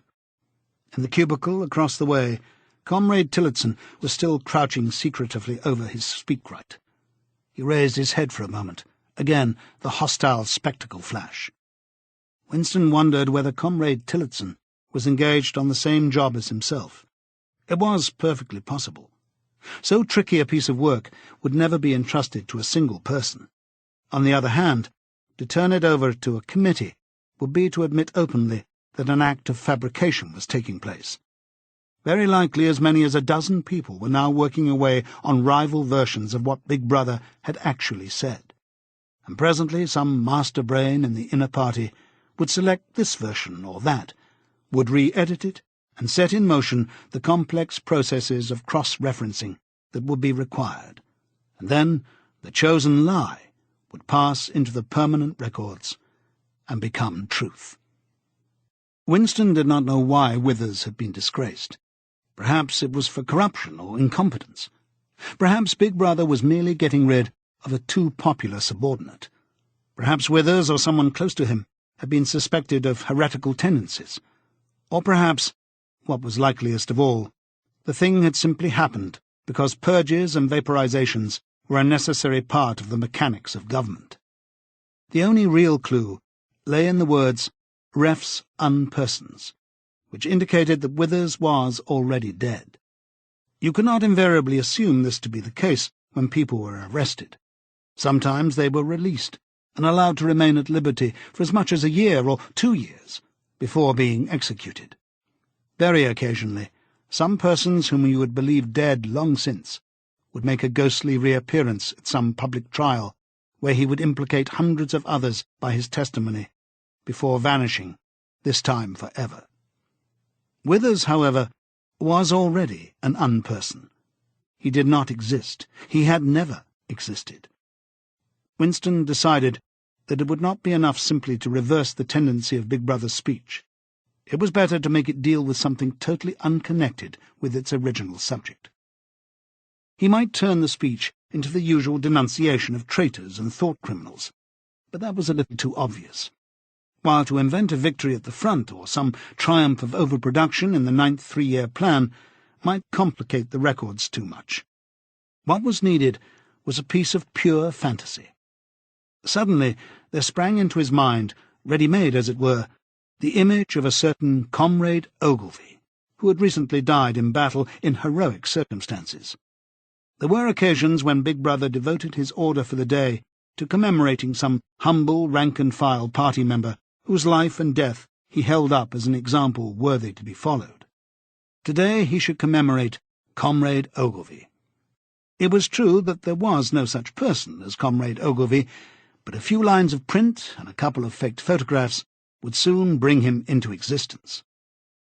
Winston thought for a moment, then pulled the speakwrite toward him, and began dictating in Big Brother's familiar style, a style at once military and pedantic, but because of a trick of asking questions and then promptly answering them. What lessons do we learn from this fact, comrades? The lessons, which is also one of the fundamental principles of INGSOC, that, etc., etc. Easy to imitate. At the age of 3, Comrade Ogilvy had refused all toys except a drum, a submachine gun, and a model helicopter. At 6, a year early, by a special relaxation of the rules, he had joined the spies. At 9, he had been a troop leader. At 11, he had denounced his uncle to the thought police after overhearing a conversation which appeared to him to have criminal tendencies. At 17, he had been a district organizer of the Junior Anti-Sex League. At 19, he had designed a hand grenade which had been adopted by the Ministry of Peace and which, at its first trial, had killed 31 Eurasian prisoners in one burst. At 23, he had perished in action. Pursued by enemy jet planes while flying over the Indian Ocean with important dispatches, he had weighted his body with his machine gun and leapt out of the helicopter into deep water, dispatches and all. An end, said Big Brother, which it was impossible to contemplate without feelings of envy. Big Brother added a few remarks on the purity and single-mindedness of Comrade Ogilvy's life. He was a total abstainer, and a non-smoker, had no recreations except a daily hour in the gymnasium, and had taken a vow of celibacy, believing marriage and the care of a family to be incompatible with a 24 hours a day devotion to duty. He had no subjects of conversation except the principles of Ingsoc, and no aim in life except the defeat of the Eurasian enemy and the hunting down of spies, saboteurs, thought criminals, and traitors generally. Winston debated with himself whether to award Comrade Ogilvy the Order of Conspicuous Merit, and in the end he decided against it, because of the unnecessary cross-referencing that would entail. Once again he glanced at his rival in the opposite cubicle. Something seemed to tell him with certainty that Tillotson was busy on the same job as himself. There was no way of knowing whose version would finally be adopted, but he felt a profound conviction that it would be his own. Comrade Ogilvy, unimagined an hour ago, was now a fact. It struck him as curious that you could create dead men, but not living ones. Comrade Ogilvy, who had never existed in the present, now existed in the past, and when once the act of forgery was forgotten, he would exist just as authentically and upon the same evidence as Charlemagne or Julius Caesar. Chapter 5. In the low-ceiling canteen, deep underground, the lunch queue jerked slowly forward. The room was already very full and deafeningly noisy. From the grill at the counter, the steam of stew came pouring forth with a sour, metallic smell, which did not quite overcome the fumes of Victory gin. On the far side of the room there was a small bar, a mere hole in the wall, where gin could be bought at 10 cents the large nip. "Just the man I was looking for," said a voice at Winston's back. He turned round. It was his friend Sim, who worked in the research department. Perhaps friend was not exactly the right word. You did not have friends nowadays. You had comrades. But there were some comrades whose society was pleasanter than that of others. Sim was a philologist, a specialist in newspeak. Indeed, he was one of the enormous team of experts now engaged in compiling the 11th edition of the Newspeak Dictionary. He was a tiny creature, smaller than Winston, with dark hair and large protuberant eyes, at once mournful and derisive, which seemed to search your face closely while he was speaking to you. "I wanted to ask you whether you've got any razor blades," he said. "Not one," said Winston, with a sort of guilty haste. "I've tried all over the place. They don't exist any longer." Everyone kept asking you for razor blades. Actually, he had 2 unused ones which he was hoarding up. There had been a famine of them for months past. At any given moment there was some necessary article which the party shops were unable to supply. Sometimes it was buttons, sometimes it was darning wool, sometimes it was shoelaces. At present, it was razor blades. You could only get hold of them, if at all, by scrounging more or less furtively on the free market. "I've been using the same blade for 6 weeks," he added untruthfully. The queue gave another jerk forward. As they halted, he turned and faced Sim again. Each of them took a greasy metal tray from a pile at the edge of the counter. "Did you go and see the prisoners hanged yesterday?" said Sim. "I was working," said Winston indifferently. "I shall see it on the flicks, I suppose." "A very inadequate substitute," said Sim. His mocking eyes roved over Winston's face. "I know you," the eyes seemed to say. "I see through you. I know very well why you didn't go to see those prisoners hanged." In an intellectual way, Sim was venomously orthodox.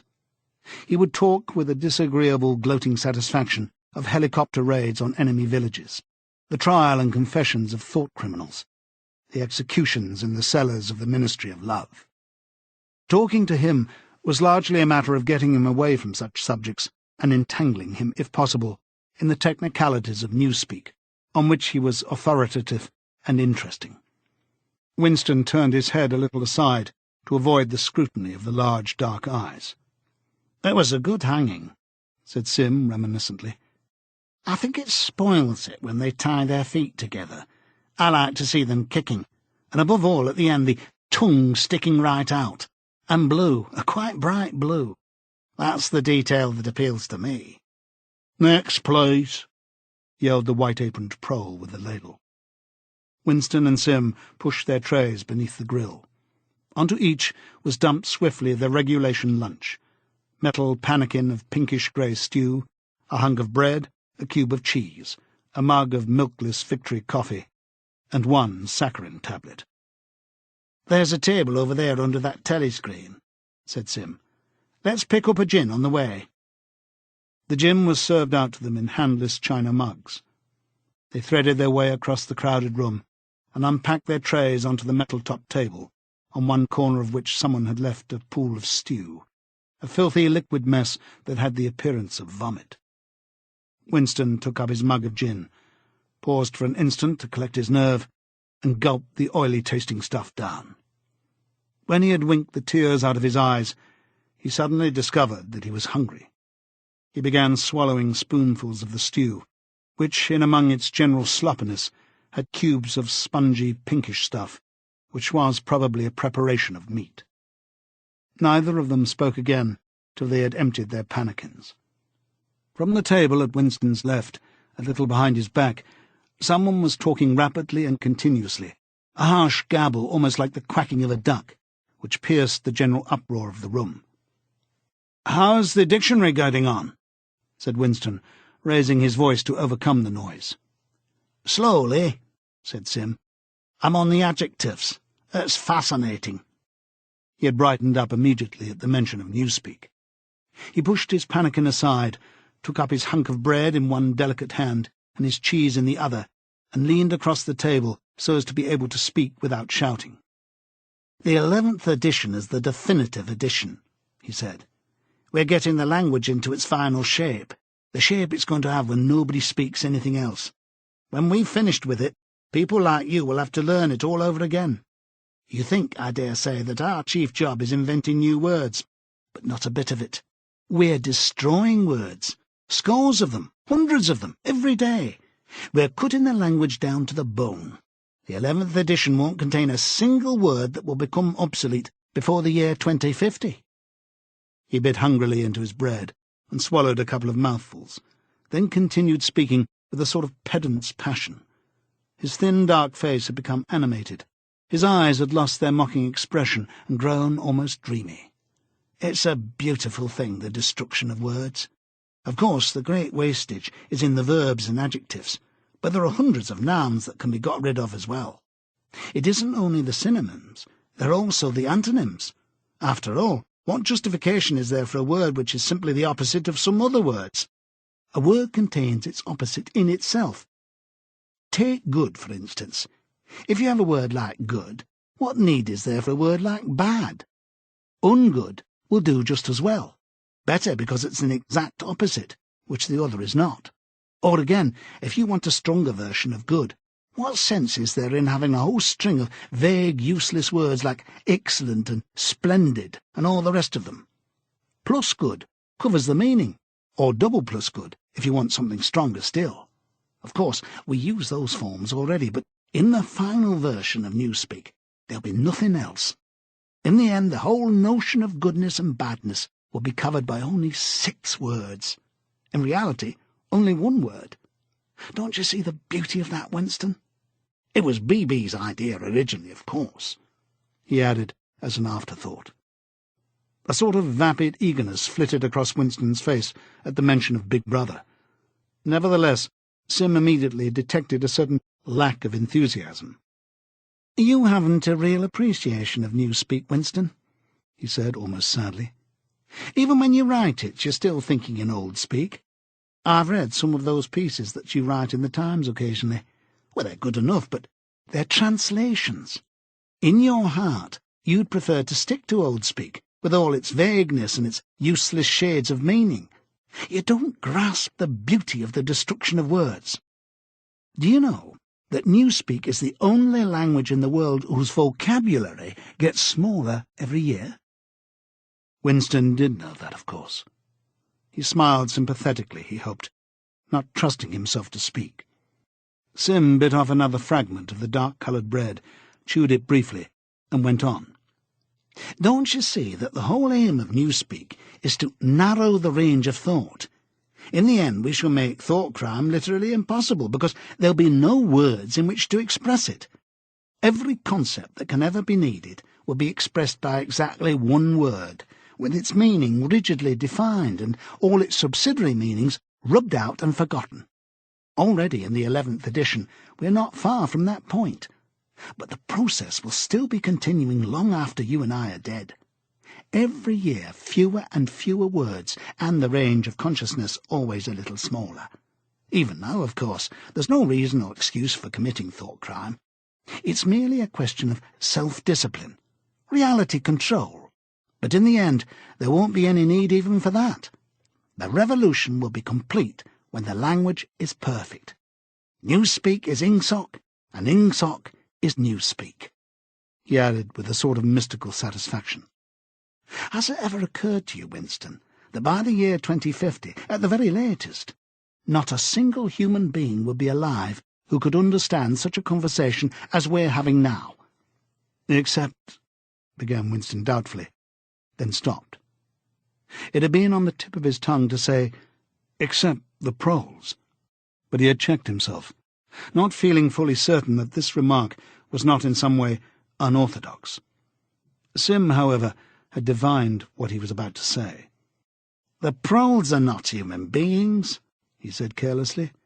By 2050, earlier probably, all real knowledge of Old Speak will have disappeared. The whole literature of the past will have been destroyed. Chaucer, Shakespeare, Milton, Byron, they'll exist only in Newspeak versions. Not merely changed into something different, but actually changed into something contradictory of what they used to be. Even the literature of the party will change. Even the slogans will change. How could you have a slogan like "Freedom is slavery" when the concept of freedom has been abolished? The whole climate of thought will be different. In fact, there will be no thought as we understand it now.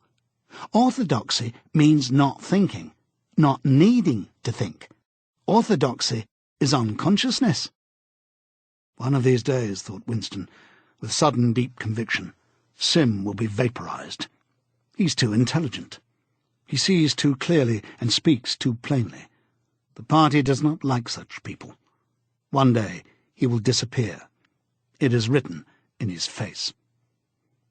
Winston had finished his bread and cheese. He turned a little sideways in his chair to drink his mug of coffee. At the table on his left, the man with the strident voice was still talking remorselessly away. A young woman, who was perhaps his secretary and who was sitting with her back to Winston, was listening to him and seemed to be eagerly agreeing with everything he said. From time to time, Winston caught some such remark as, "I think you're so right. I do so agree with you," uttered in a youthful and rather silly feminine voice. But the other voice never stopped for an instant, even when the girl was speaking. Winston knew the man by sight, though he knew no more about him than that he held some important post in the fiction department. He was a man of about 30, with a muscular throat and a large, mobile mouth. His head was thrown back a little, and because of the angle at which he was sitting, his spectacles caught the light and presented to Winston two blank discs instead of eyes. What was slightly horrible was that from the stream of sound that poured out of his mouth, it was almost impossible to distinguish a single word. Just once Winston caught a phrase, "Complete and final elimination of Goldsteinism," jerked out very rapidly, and as it seemed, all in one piece, like a line of type cast solid. For the rest, it was just a noise, a quack-quack-quacking. And yet, though you could not actually hear what the man was saying, you could not be in any doubt about its general nature. He might be denouncing Goldstein and demanding sterner measures against thought criminals and saboteurs. He might be fulminating against the atrocities of the Eurasian army. He might be praising Big Brother or the heroes on the Malabar front. It made no difference. Whatever it was, you could be certain that every word of it was pure orthodoxy, pure Ingsoc. As he watched the eyeless face with the jaw moving rapidly up and down, Winston had a curious feeling that this was not a real human being, but some kind of dummy. It was not the man's brain that was speaking. It was his larynx. The stuff that was coming out of him consisted of words, but it was not a speech in the true sense. It was a noise uttered in unconsciousness, like the quacking of a duck. Sim had fallen silent for a moment, and with the handle of his spoon was tracing patterns in the puddle of stew. The voice from the other table quacked rapidly on, easily audible in spite of the surrounding din. "There's a word in you speak," said Sim. "I don't know whether you know it. Duck speak, to quack like a duck. It's one of those interesting words that have two contradictory meanings. Applied to an opponent, it's abuse. Applied to someone you agree with, it is praise." Unquestionably Sim will be vaporized, Winston thought again. He thought it with a kind of sadness, although well knowing that Sim despised him and slightly disliked him, and was fully capable of denouncing him as a thought criminal if he saw any reason for doing so. There was something subtly wrong with Sim. There was something that he lacked. Discretion, aloofness, a sort of saving stupidity. You could not say that he was unorthodox. He believed in the principles of Ingsoc. He venerated Big Brother. He rejoiced over victories. He hated heretics, not merely with sincerity, but with a sort of restless zeal, an up-to-dateness of information, which the ordinary party member did not approach. Yet a faint air of disreputability always clung to him. He said things that would have been better unsaid. He had read too many books. He frequented the Chestnut Tree Cafe, haunt of painters and musicians. There was no law, not even an unwritten law, against frequenting the Chestnut Tree Cafe, yet the place was somehow ill-omened. The old discredited leaders of the party had been used to gather there before they were finally purged.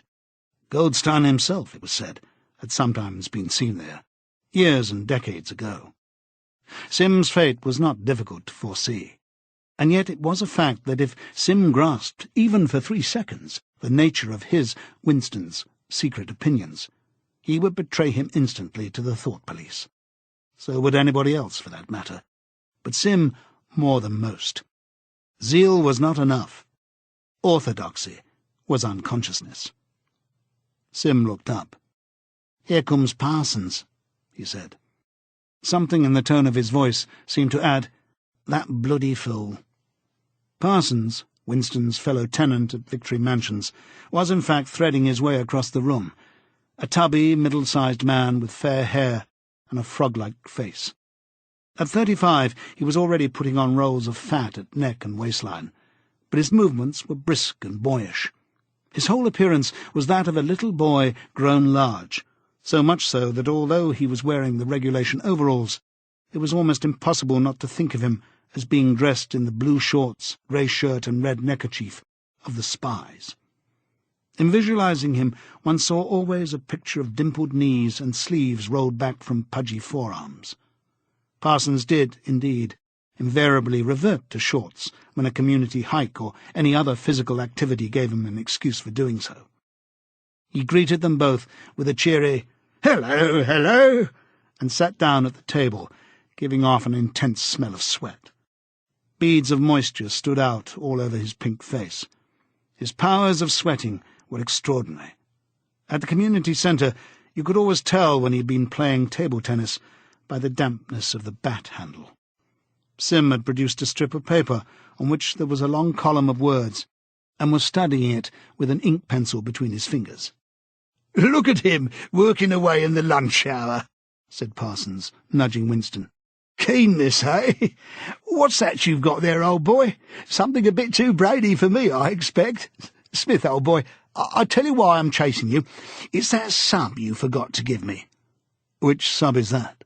said Winston, automatically feeling for money. About a quarter of one's salary had to be earmarked for voluntary subscriptions, which were so numerous that it was difficult to keep track of them. "For Hate Week, you know, the house-to-house fund. I'm treasurer for our block. And we're making an all-out effort, going to put on a tremendous show. I tell you, it won't be my fault if old Victory Mansions doesn't have the biggest outfit of flags in the whole street. $2, you promise me?" Winston found and handed over 2 creased and filthy notes, which Parsons entered in a small notebook, in the neat handwriting of the illiterate. "By the way, old boy," he said. "I hear that little beggar of mine let fly at you with his catapult yesterday. I gave him a good dressing down for it. In fact, I told him I'd take the catapult away if he does it again." "I think he was a little upset at not going to the execution," said Winston. "Ah, well, what I mean to say, shows the right spirit, doesn't it? Mischievous little beggars they are, both of them, but talk about keenness. All they think about is the spies and the war, of course. Do you know what that little girl of mine did last Saturday, when her troop was on a hike out Berkhamsted way? She got 2 other girls to go with her, slipped off from the hike, and spent the whole afternoon following a strange man. Well, they kept on his tail for 2 hours, right through the woods, and then when they got to Amersham, handed him over to the patrols." "What did they do that for?" said Winston, somewhat taken aback. Parsons went on triumphantly. "My kid made sure he was some kind of enemy agent. Might have been dropped by parachute, for instance. But here's the point, old boy. What do you think put her onto him in the first place? She spotted he was wearing a funny kind of shoes. Said she'd never seen anyone wearing shoes like that before, so the chances were he was a foreigner. Pretty smart for a nipper of 7, eh?" "What happened to the man?" said Winston. "Oh, that I couldn't say, of course. But I wouldn't be altogether surprised if—" Parsons made the motion of aiming a rifle and clicked his tongue for the explosion. "Good," said Sim abstractly, without looking up from his strip of paper. "Of course, we can't afford to take chances," agreed Winston dutifully. "What I mean to say, there is a war on," said Parsons. As though in confirmation of this, a trumpet call floated from the telescreen just above their heads.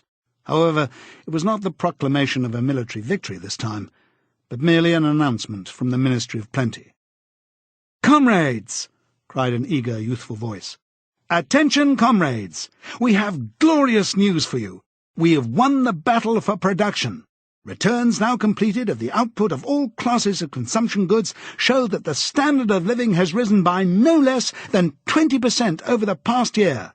All over Oceania this morning there were irrepressible, spontaneous demonstrations when workers marched out of factories and offices and paraded through the streets with banners voicing their gratitude to Big Brother for the new, happy life which his wise leadership has bestowed upon us.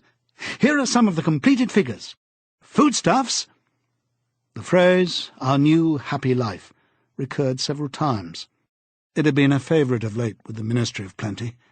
Parsons, his attention caught by the trumpet call, sat listening with a sort of gaping solemnity, a sort of edified boredom. He could not follow the figures, but he was aware that they were in some way a cause for satisfaction.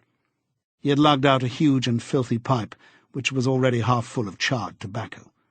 With the tobacco ration at 100 grams a week, it was seldom possible to fill a pipe up to the top. Winston was smoking a Victory cigarette, which he held carefully horizontal. The new ration did not start till tomorrow, and he had only 4 cigarettes left. For the moment he had shut his ears to the remoter noises, and was listening to the stuff that streamed out of the telescreen. It appeared that there had even been a demonstration to thank Big Brother for raising the chocolate ration to 20 grams a week. And only yesterday, he reflected, it had been announced that the ration was to be reduced to 20 grams a week. Was it possible that they could swallow that after only 24 hours? Yes, they swallowed it. Parsons swallowed it easily, with the stupidity of an animal. The eyeless creature at the other table swallowed it fanatically, passionately, with a furious desire to track down, denounce and vaporize anyone who should suggest that last week the ration had been 30 grams. Sim, too, in some more complex way, involving doublethink. Sim swallowed it. Was he, then, alone in the possession of a memory? The fabulous statistics continued to pour out of the telescreen. As compared with last year, there was more food, more clothes, more houses, more furniture, more cooking pots, more fuel, more ships, more helicopters, more books, more babies. More of everything except disease, crime, and insanity. Year by year and minute by minute, everybody and everything was whizzing rapidly upwards. As Sim had done earlier, Winston had taken up his spoon and was dabbling in the pale-coloured gravy that dribbled across the table, drawing a long streak of it out into a pattern. He meditated resentfully on the physical texture of life. Had it always been like this? Had food always tasted like this? He looked around the canteen. A low-ceilinged, crowded room, its walls grimy from the contact of innumerable bodies, battered metal tables and chairs placed so close together that you sat with elbows touching, bent spoons, dented trays, coarse white mugs. All surfaces greasy, grime in every crack, and a sourish composite smell of bad gin and bad coffee and metallic stew and dirty clothes.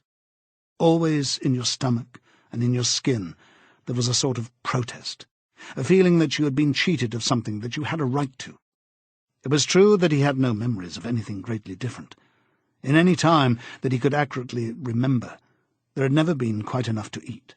One had never had socks or underclothes that were not full of holes. Furniture had always been battered and rickety, rooms underheated, tube trains crowded, houses falling to pieces. Bread, dark-coloured, tea a rarity, coffee filthy tasting, cigarettes insufficient. Nothing cheap and plentiful, except synthetic gin.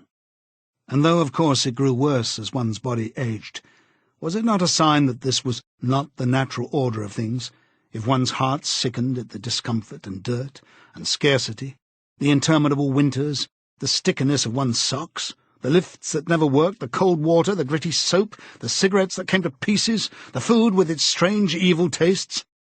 Why should one feel it to be intolerable unless one had some kind of ancestral memory that things had once been different? He looked around the canteen again.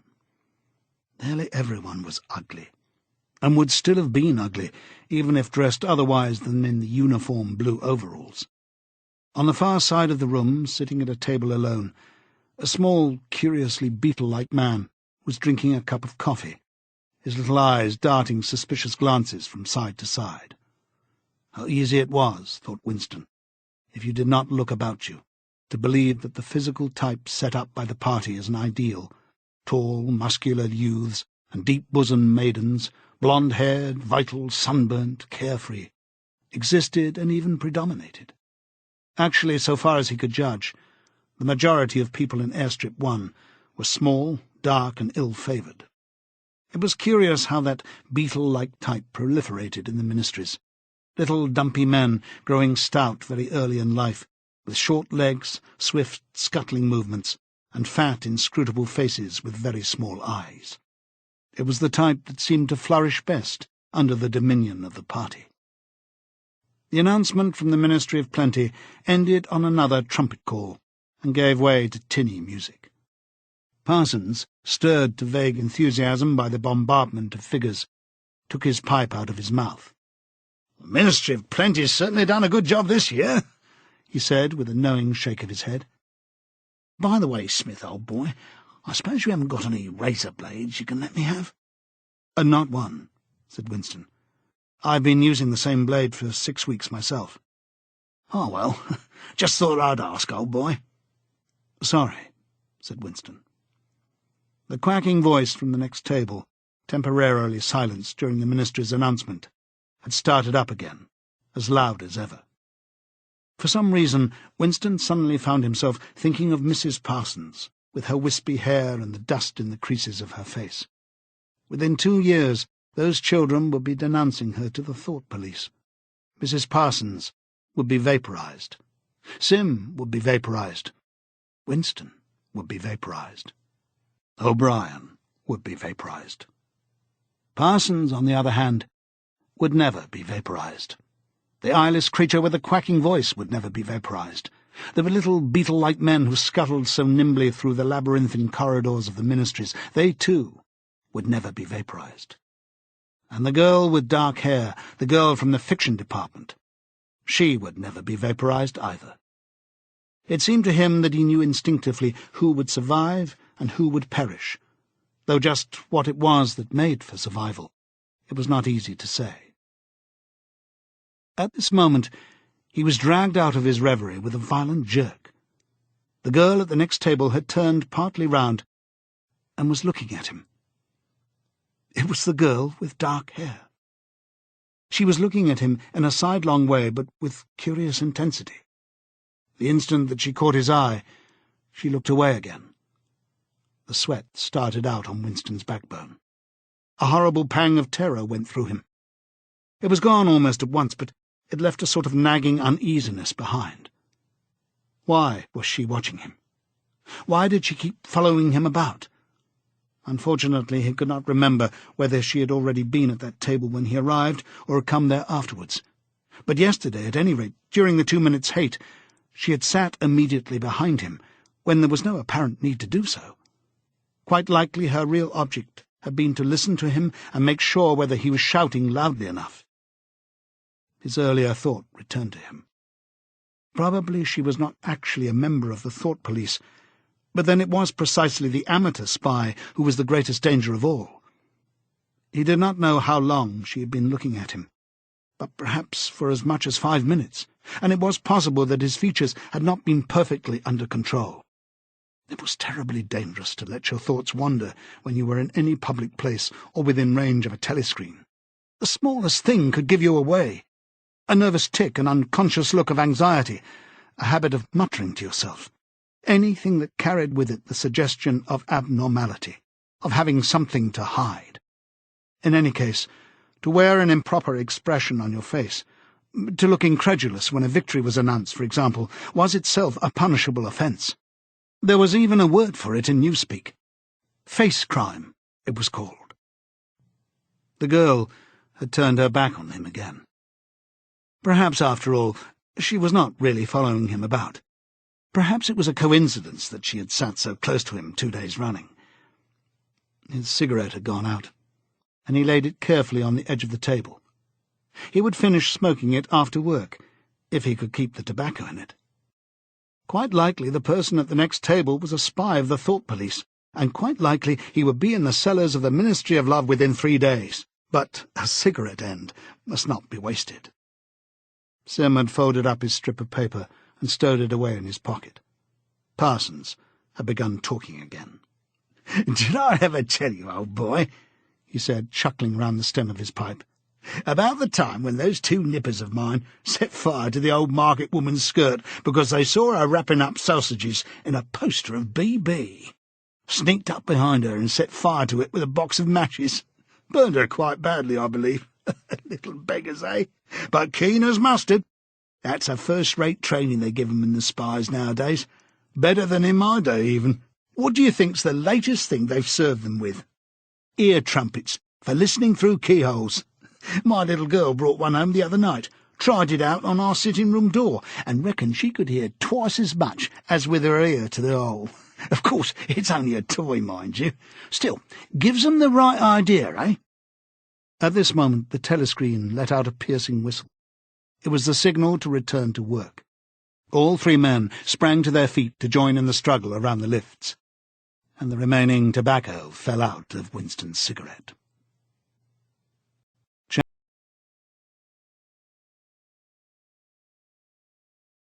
Chapter 7. "If there is hope," wrote Winston, "it lies in the proles." If there was hope, it must lie in the proles, because only there, in those swarming, disregarded masses, 85% of the population of Oceania, could the force to destroy the party ever be generated. The party could not be overthrown from within. Its enemies, if it had any enemies, had no way of coming together or even of identifying one another. Even if the legendary Brotherhood existed, as just possibly it might, it was inconceivable that its members could ever assemble in larger numbers than 2s and 3s. Rebellion meant a look in the eyes, an inflection of the voice, at the most an occasional whispered word. But the proles, if only they could somehow become conscious of their own strength, would have no need to conspire. They needed only to rise up and shake themselves like a horse shaking off flies. If they chose, they could blow the party to pieces tomorrow morning. Surely, sooner or later, it must occur to them to do it. And yet, he remembered how once he'd been walking down a crowded street when a tremendous shout of hundreds of voices, women's voices, had burst from a side street a little way ahead. It was a great, formidable cry of anger and despair, a deep, loud "oh" that went humming on like the reverberation of a bell. His heart had leapt. It started, he had thought. A riot! The proles are breaking loose at last. When he had reached the spot, it was to see a mob of 200 or 300 women crowding around the stalls of a street market, with faces as tragic as though they'd been the doomed passengers on a sinking ship. But at this moment, the general despair broke down into a multitude of individual quarrels. It appeared that one of the stalls had been selling tin saucepans. They were wretched, flimsy things, but cooking pots of any kind were always difficult to get. Now the supply had unexpectedly given out. The successful women, bumped and jostled by the rest, were trying to make off with their saucepans, while dozens of others clamoured around the stall, accusing the stall-keeper of favouritism and of having more saucepans somewhere in reserve. There was a fresh outburst of yells. 2 bloated women, one of them with her hair coming down, had got hold of the same saucepan and were trying to tear it out of one another's hands. For a moment they were both tugging, and then the handle came off. Winston watched them disgustedly. And yet, just for a moment, what almost frightening power had sounded in that cry from only a few hundred throats. Why was it, then, that they could never shout like that about anything that mattered? Until they become conscious, they will never rebel. And until after they have rebelled, they cannot become conscious. That, he reflected, might almost have been a transcription from one of the party textbooks. The party claimed, of course, to have liberated the proles from bondage. Before the revolution, they'd been hideously oppressed by the capitalists. They'd been starved and flogged. Women had been forced to work in the coal mines. Women still did work in the coal mines, as a matter of fact. Children had been sold into the factories at the age of 6. But simultaneously, true to the principles of doublethink, the party taught that the proles were natural inferiors who must be kept in subjection, like animals, by the application of a few simple rules. In reality, very little was known about the proles. It was not necessary to know much. So long as they continued to work and breed, their other activities were without importance. Left to themselves, like cattle turned loose upon the plains of Argentina, they had reverted to a style of life that appeared to be natural to them, a sort of ancestral pattern. They were born, they grew up in the gutters, they went to work at 12. They passed through a brief blossoming period of beauty and sexual desire. They married at 20, they were middle-aged at 30, they died for the most part at 60.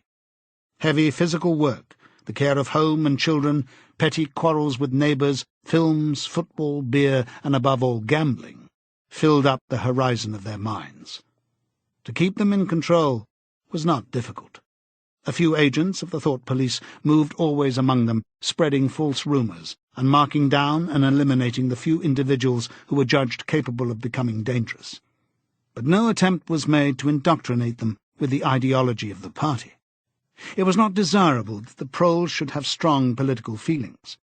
All that was required of them was a primitive patriotism, which could be appealed to whenever it was necessary to make them accept longer working hours or shorter rations.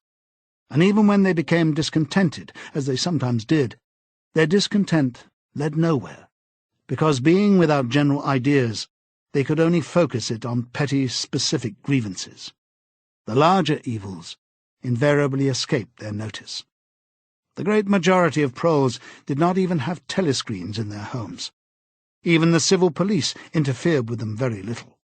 There was a vast amount of criminality in London, a whole world within a world of thieves, bandits, prostitutes, drug peddlers and racketeers of every description.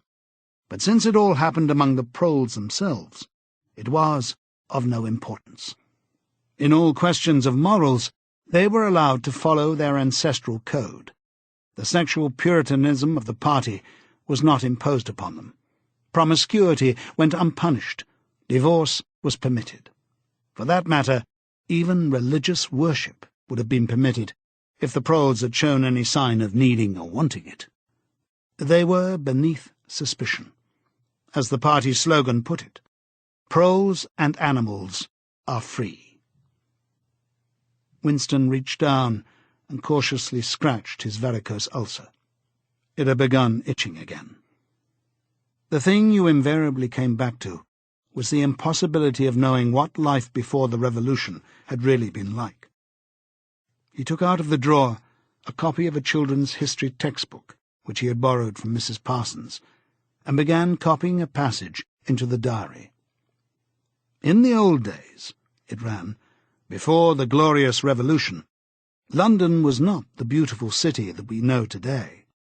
It was a dark, dirty, miserable place, where hardly anybody had enough to eat, and where hundreds and thousands of poor people had no boots on their feet and not even a roof to sleep under. Children no older than you are had to work 12 hours a day for cruel masters who flogged them with whips if they worked too slowly and fed them on nothing but stale bread crusts and water. But in among all this terrible poverty, there were just a few great big beautiful houses that were lived in by rich men who had as many as 30 servants to look after them. These rich men were called capitalists. They were fat, ugly men with wicked faces, like the one in the picture on the opposite page. You can see that he is dressed in a long black coat, which was called a frock coat, and a queer shiny hat shaped like a stovepipe, which was called a top hat. This was the uniform of the capitalists, and no one else was allowed to wear it. The capitalists owned everything in the world, and everyone else was their slave. They owned all the land, all the houses, all the factories, and all the money. If anyone disobeyed them, they could throw him into prison, or they could take his job away and starve him to death. When any ordinary person spoke to a capitalist, he had to cringe and bow to him and take off his cap and address him as Sir. The chief of all the capitalists was called the King. But he knew the rest of the catalogue. There would be mention of the bishops in their lawn sleeves, the judges in their ermine robes, the pillory, the stocks, the treadmill, the cat-o'-nine-tails, the Lord Mayor's banquet, and the practice of kissing the Pope's toe. There was also something called the jus primae noctis, which would probably not be mentioned in a textbook for children. It was the law by which every capitalist had the right to sleep with any woman working in one of his factories. How could you tell how much of it was lies? It might be true that the average human being was better off now than he had been before the revolution. The only evidence to the contrary was the mute protest in your own bones, the instinctive feeling that the conditions you lived in were intolerable, and that at some other time they must have been different. It struck him that the truly characteristic thing about modern life was not its cruelty and insecurity, but simply its bareness, its dinginess, its listlessness. Life, if you looked about you, bore no resemblance not only to the lies that streamed out of the telescreens, but even to the ideals that the party was trying to achieve. Great areas of it, even for a party member, were neutral and non-political, a matter of slogging through dreary jobs, fighting for a place on the tube, darning a worn-out sock, cadging a saccharine tablet, saving a cigarette end. The ideal set up by the party was something huge, terrible, and glittering, a world of steel and concrete, of monstrous machines and terrifying weapons, a nation of warriors and fanatics, marching forward in perfect unity, all thinking the same thoughts and shouting the same slogans, perpetually working, fighting, triumphing, persecuting, 300 million people all with the same face. The reality was decaying, dingy cities, where underfed people shuffled to and fro in leaky shoes, in patched-up 19th-century houses that smelt always of cabbage and bad lavatories. He seemed to see a vision of London, vast and ruinous. A city of 1,000,000 dustbins, and mixed up with it was a picture of Mrs. Parsons, a woman with lined face and wispy hair, fiddling helplessly with a blocked waste-pipe. He reached down and scratched his ankle again. Day and night the telescreens bruised your ears with statistics proving that people today had more food, more clothes, better houses, better recreations, that they lived longer, worked shorter hours, were bigger, healthier, stronger, happier, more intelligent, better educated than the people of 50 years ago. Not a word of it could ever be proved or disproved. The party claimed, for example, that today 40% of adult Poles were literate. Before the revolution, it was said, the number had only been 15%. The party claimed that the infant mortality rate was now only 160 per 1,000, whereas before the revolution it had been 300. And so it went on. It was like a single equation with two unknowns. It might very well be that literally every word in the history books, even the things that one accepted without question, was pure fantasy. For all he knew, there might never have been any such law as the jus primi noctis, or any such creature as a capitalist, or any such garment as a top hat. Everything faded into mist. The past was erased, the erasure was forgotten, the lie became truth. Just once in his life he had possessed, after the event, that was what counted, concrete, unmistakable evidence of an act of falsification. He had held it between his fingers for as long as 30 seconds. In 1973, it must have been. At any rate, it was at about the time when he and Catherine had parted. But the really relevant date was 7 or 8 years earlier.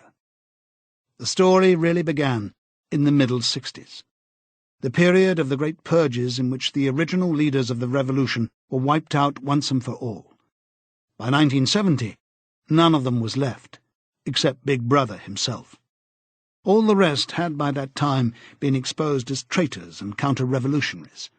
Goldstein had fled and was hiding no one knew where, and of the others a few had simply disappeared, while the majority had been executed after spectacular public trials at which they made confession of their crimes. Among the last survivors were 3 men named Jones, Aronson, and Rutherford. It must have been in 1965 that these 3 had been arrested. As often happened, they had vanished for a year or more, so that one did not know whether they were alive or dead, and then had suddenly been brought forth to incriminate themselves in the usual way. They had confessed to intelligence with the enemy. At that date, too, the enemy was Eurasia.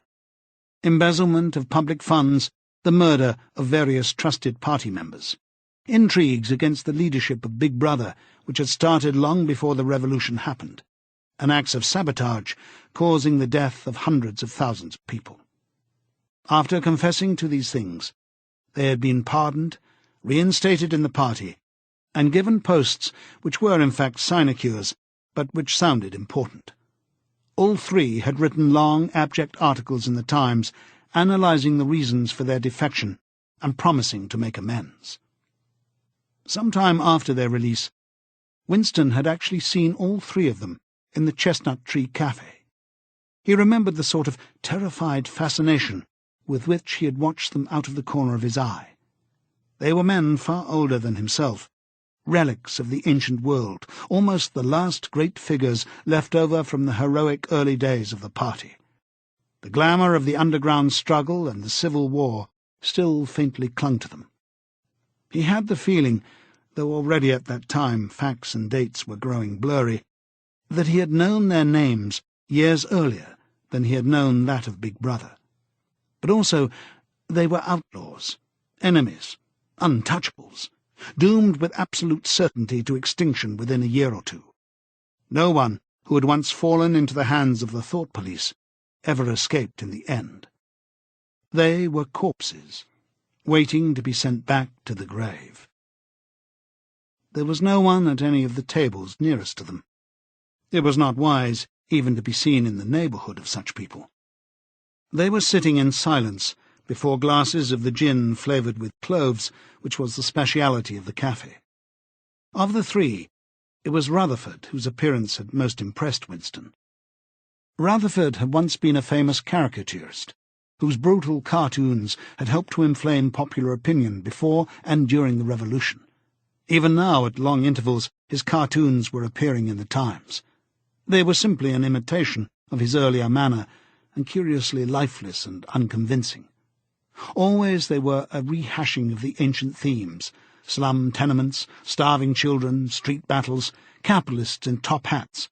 Even on the barricades, the capitalists still seemed to cling to their top hats. An endless, hopeless effort to get back into the past. He was a monstrous man, with a mane of greasy grey hair, his face pouched and seamed with protuberant lips. At one time he must have been immensely strong. Now his great body was sagging, sloping, bulging, falling away in every direction. He seemed to be breaking up before one's eyes like a mountain crumbling. It was the lonely hour of 15. Winston could not now remember how he had come to be in the cafe at such a time. The place was almost empty. A tinny music was trickling from the telescreens. The three men sat in their corner almost motionless, never speaking. Uncommanded, the waiter brought fresh glasses of gin. There was a chessboard on the table beside them, with pieces set out, but no game started. And then, for perhaps half a minute in all, something happened to the telescreens. The tune that they were playing changed, and the tone of the music changed too. They came into it, but it was something hard to describe. It was a peculiar, cracked, braying, jeering note. In his mind, Winston called it a yellow note.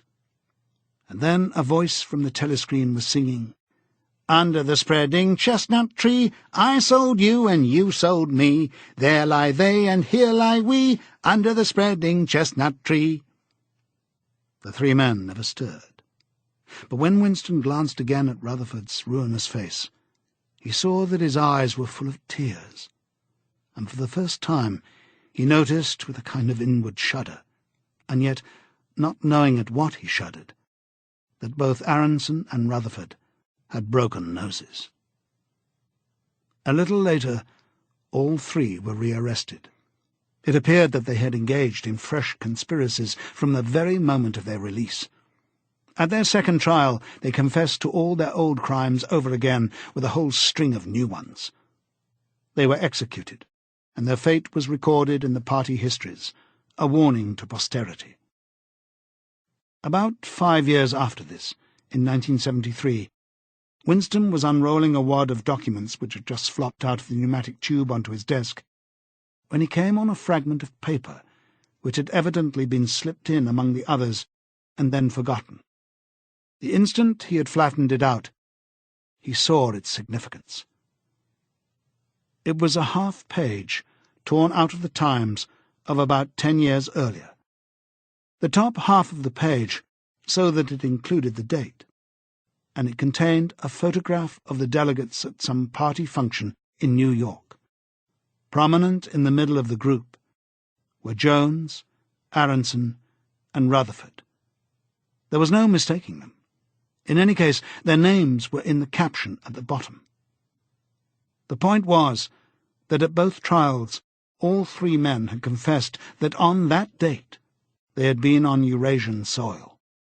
They had flown from a secret airfield in Canada to a rendezvous somewhere in Siberia and had conferred with members of the Eurasian General Staff to whom they had betrayed important military secrets. The date had stuck in Winston's memory because it chanced to be Midsummer Day. But the whole story must be on record in countless other places as well. There was only one possible conclusion. The confessions were lies. Of course, this was not in itself a discovery. Even at that time, Winston had not imagined that the people who were wiped out in the purges had actually committed the crimes that they were accused of. But this was concrete evidence. It was a fragment of the abolished past, like a fossil bone which turns up in the wrong stratum and destroys a geological theory. It was enough to blow the party to atoms if, in some way, it could have been published to the world and its significance made known. He had gone straight on working. As soon as he saw what the photograph was and what it meant, he had covered it up with another sheet of paper. Luckily, when he unrolled it, it had been upside down from the point of view of the telescreen. He took his scribbling pad on his knee and pushed back his chair so as to get as far away from the telescreen as possible. To keep your face expressionless, was not difficult, and even your breathing could be controlled with an effort. But you could not control the beating of your heart, and the telescreen was quite delicate enough to pick it up. He let what he judged to be 10 minutes go by, tormented all the while by the fear that some accident, a sudden draught blowing across his desk, for instance, would betray him. Then, without uncovering it again, he dropped the photograph into the memory hole, along with some other waste papers. Within another minute, perhaps, it would have crumbled into ashes. That was 10, 11 years ago. Today, probably he would have kept that photograph. It was curious that the fact of having held it in his fingers seemed to him to make a difference even now, when the photograph itself, as well as the event it recorded, was only memory. Was the party's hold upon the past less strong, he wondered, because a piece of evidence which existed no longer had once existed? But today, supposing that it could be somehow resurrected from its ashes, the photograph might not even be evidence. Already, at the time when he made his discovery, Oceania was no longer at war with Eurasia, and it must have been to the agents of Eurasia that the 3 dead men had betrayed their country. Since then, there had been other changes. 2, 3, he could not remember how many. Very likely, the confessions had been rewritten and rewritten, until the original facts and dates no longer had the smallest significance. The past not only changed, but changed continuously. What most afflicted him with a sense of nightmare was that he had never clearly understood why the huge imposture was undertaken. The immediate advantages of falsifying the past were obvious, but the ultimate motive was mysterious. He took up his pen again and wrote, "I understand how. I do not understand why." He wondered, as he had many times wondered before, whether he himself was a lunatic. Perhaps a lunatic was simply a minority of one. At one time it had been the sign of madness to believe that the earth goes round the sun. Today, to believe that the past is unalterable. He might be alone in holding that belief, and if alone, then a lunatic. But the thought of being a lunatic did not greatly trouble him. The horror was that he might also be wrong. He picked up the children's history book and looked at the portrait of Big Brother which formed its frontispiece. The hypnotic eyes gazed into his own. It was as though some huge force was pressing down upon you, something that penetrated inside your skull, battering against your brain, frightening you out of your beliefs, persuading you almost to deny the evidence of your senses. In the end, the party would announce that 2 and 2 made 5, and you would have to believe it. It was inevitable that they should make that claim sooner or later. The logic of their position demanded it. Not merely the validity of experience, but the very existence of external reality was tacitly denied by their philosophy. The heresy of heresies was common sense.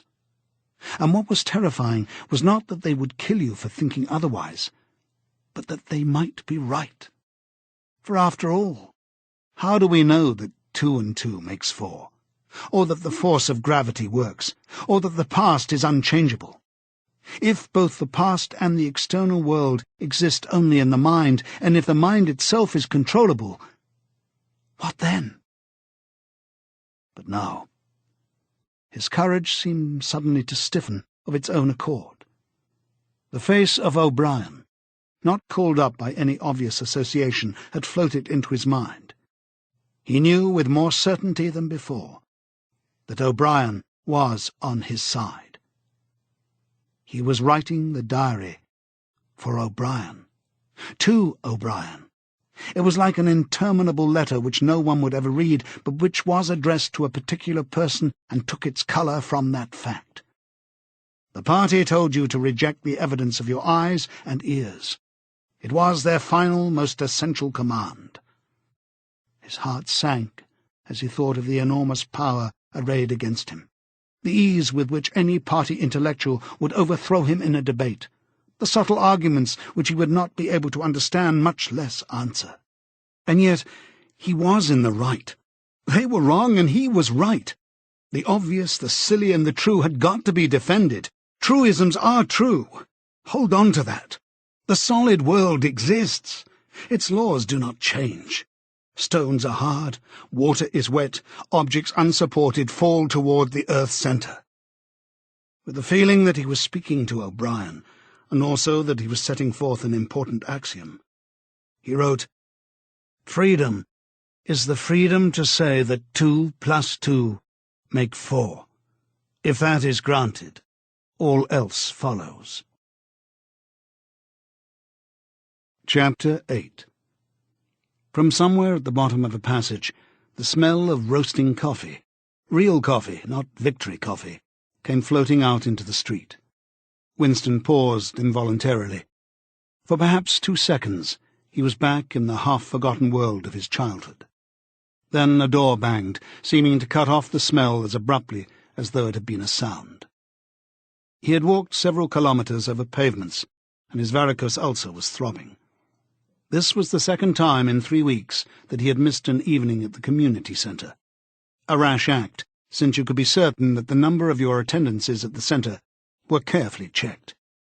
In principle, a party member had no spare time, and was never alone except in bed. It was assumed that when he was not working, eating, or sleeping, he would be taking part in some kind of communal recreations. To do anything that suggested a taste for solitude, even to go for a walk by yourself, was always slightly dangerous. There was a word for it in newspeak. Own life, it was called, meaning individualism and eccentricity. But this evening, as he came out of the ministry, the balminess of the April air had tempted him. The sky was a warmer blue than he had seen in that year, and suddenly the long, noisy evening at the centre, the boring, exhausting games, the lectures, the creaking camaraderie oiled by gin, had seemed intolerable. On impulse, he had turned away from the bus stop and wandered off into the labyrinth of London, first south, then east, then north again, losing himself along unknown streets and hardly bothering in which direction he was going. "If there is hope," he had written in the diary, "it lies in the proles." The words kept coming back to him, statement of a mystical truth and a palpable absurdity. He was somewhere in the vague brown-coloured slums to the north and east of what had once been St. Pancras Station. He was walking up a cobbled street of little 2-storey houses with battered doorways which gave straight onto the pavement and which were somehow curiously suggestive of rat-holes. There were puddles of filthy water here and there among the cobbles. In and out of the dark doorways and down narrow alleyways that branched off in either side, people swarmed in astonishing numbers. Girls in full bloom, with crudely lipsticked mouths, and youths who chased the girls, and swollen, waddling women who showed you what the girls would be like in 10 years' time, and old, bent creatures, shuffling along on splayed feet, and ragged, bare-footed children who played in the puddles and then scattered at angry yells from their mothers. Perhaps a quarter of the windows in the street were broken and boarded up. Most of the people paid no attention to Winston.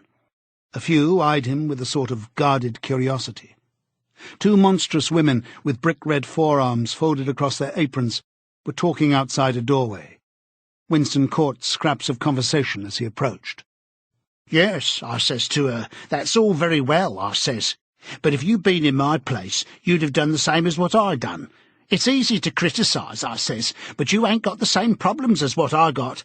"Oh," said the other, "that's just it. That's just where it is."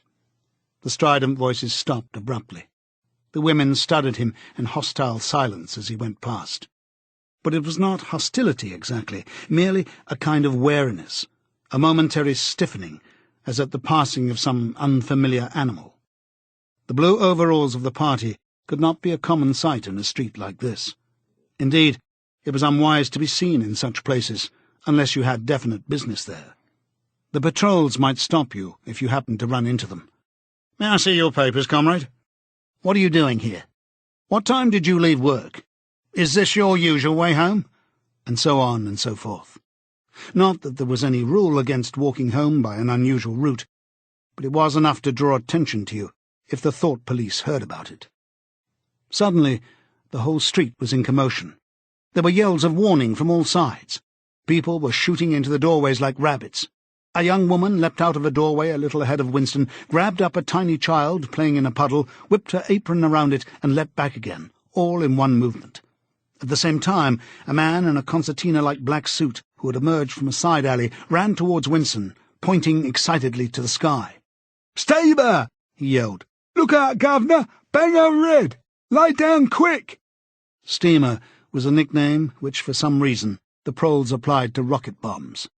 Winston promptly flung himself on his face. The proles were nearly always right when they gave you a warning of this kind. They seemed to possess some kind of instinct, which told them several seconds in advance when a rocket was coming, although the rocket supposedly travelled faster than sound. Winston clasped his forearms about his head. There was a roar that seemed to make the pavement heave. A shower of light objects pattered onto his back. When he stood up, he found that he was covered with fragments of glass from the nearest window. He walked on. The bomb had demolished a group of houses 200 metres up the street.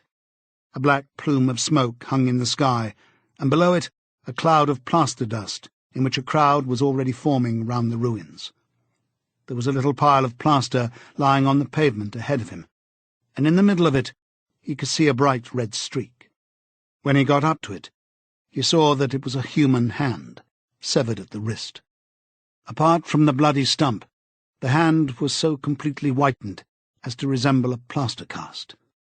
He kicked the thing into the gutter, and then, to avoid the crowd, turned down a side street to the right. Within 3 or 4 minutes he was out of the area which the bomb had affected, and the sordid, swarming life of the streets was going on as though nothing had happened.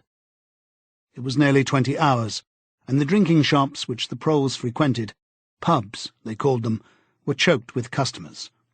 From their grimy swing doors, endlessly opening and shutting, there came forth a smell of urine, sawdust, and sour beer. In an angle formed by a projecting house front, 3 men were standing very close together, the middle one of them holding a folded-up newspaper, which the other 2 were studying over his shoulders. Even before he was near enough to make out the expression on their faces, Winston could see absorption in every line of their bodies. It was obviously some serious piece of news that they were reading. He was a few paces away from them when suddenly the group broke up, and 2 of the men were in violent altercation. For a moment they seemed almost on the point of blows. "Can't you bloody well listen to what I say? I tell you, no number ending in 7 ain't won for over 14 months. "Yes, it has, then." "No, it has not. Back home I got a whole lot of them for over 2 years, wrote down on a piece of paper.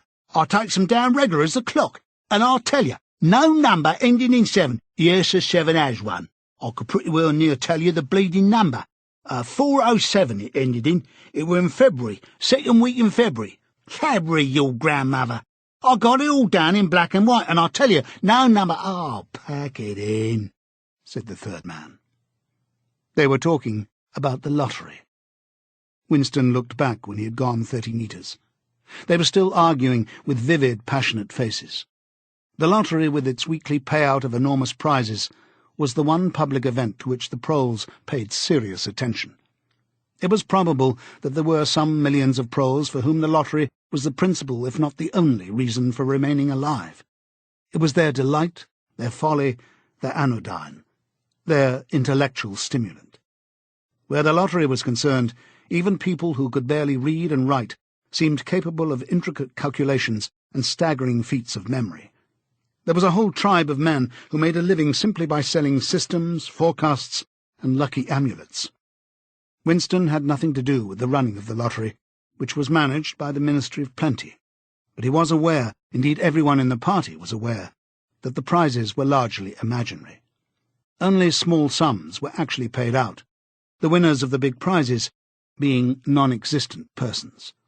In the absence of any real intercommunication between one part of Oceania and another, this was not difficult to arrange. But if there was hope, it lay in the proles. You had to cling on to that. When you put it in words, it sounded reasonable. It was when you looked at the human beings passing you on the pavement that it became an act of faith. The street into which he had turned ran downhill. He had a feeling that he had been in this neighbourhood before, and that there was a main thoroughfare not far away. From somewhere ahead there came a din of shouting voices. The street took a sharp turn and then ended in a flight of steps which led down into a sunken alley where a few stall-keepers were selling tired-looking vegetables. At this moment, Winston remembered where he was. The alley led out into the main street, and down the next turning, not 5 minutes away, was the junk shop, where he had bought the blank book, which was now his diary. And in a small stationer's shop, not far away, he had bought his penholder and his bottle of ink. He paused for a moment at the top of the steps. On the opposite side of the alley there was a dingy little pub, whose windows appeared to be frosted over, but in reality were merely coated with dust. A very old man, bent but active, with white moustaches that bristled forward like those of a prawn, pushed open the swing door and went in. As Winston stood watching, it occurred to him that the old man, who must be 80 at the least, had already been middle-aged when the revolution happened. He and a few others like him were the last links that now existed with the vanished world of capitalism. In the party itself, there were not many people left whose ideas had been formed before the revolution.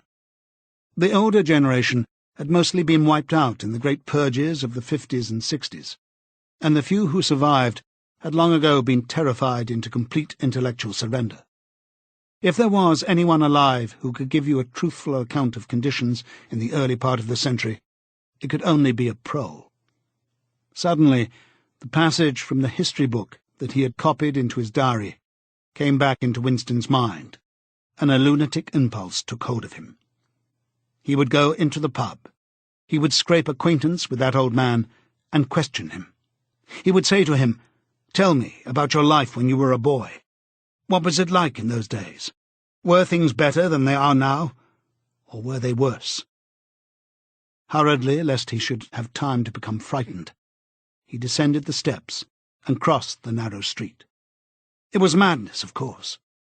As usual, there was no definite rule against talking to proles and frequenting their pubs, but it was far too unusual an action to pass unnoticed. If the patrols appeared, he might plead an attack of faintness, but it was not likely that they would believe him. He pushed open the door, and a hideous, cheesy smell of sour beer hit him in the face. As he entered, the din of voices dropped to about half its volume. Behind his back, he could feel everyone eyeing his blue overalls. A game of darts, which was going on at the other end of the room, interrupted itself for perhaps as much as 30 seconds. The old man, whom he had followed, was standing at the bar, having some kind of altercation with the barman, a large, stout, hook-nosed young man with enormous forearms. A knot of others, standing around with glasses in their hands, were watching the scene. "I asked you civil enough, didn't I?" said the old man, straightening his shoulders pugnaciously. "You telling me you ain't got a pint mug in the old bleeding boozer?" "And what in hell's name is a pint?" said the barman, leaning forward with the tips of his fingers on the counter. "Look at him! Calls himself a barman and don't know what a pint is? Why, a pint's the half of a quart, and there's 4 quarts to the gallon. Have to teach you the ABC next." "Never heard of 'em," said the barman shortly. "Litre and half-litre, that's all we serve. There's the glasses on the shelf in front of you." "I like a pint," persisted the old man. "You could have drawed me off a pint easy enough. Didn't have these bleeding litres when I was a young man." "When you were a young man, we were all living in the tree-tops," said the barman, with a glance at the other customers. There was a shout of laughter, and the uneasiness caused by Winston's entry seemed to disappear. The old man's white-stubbled face had flushed pink.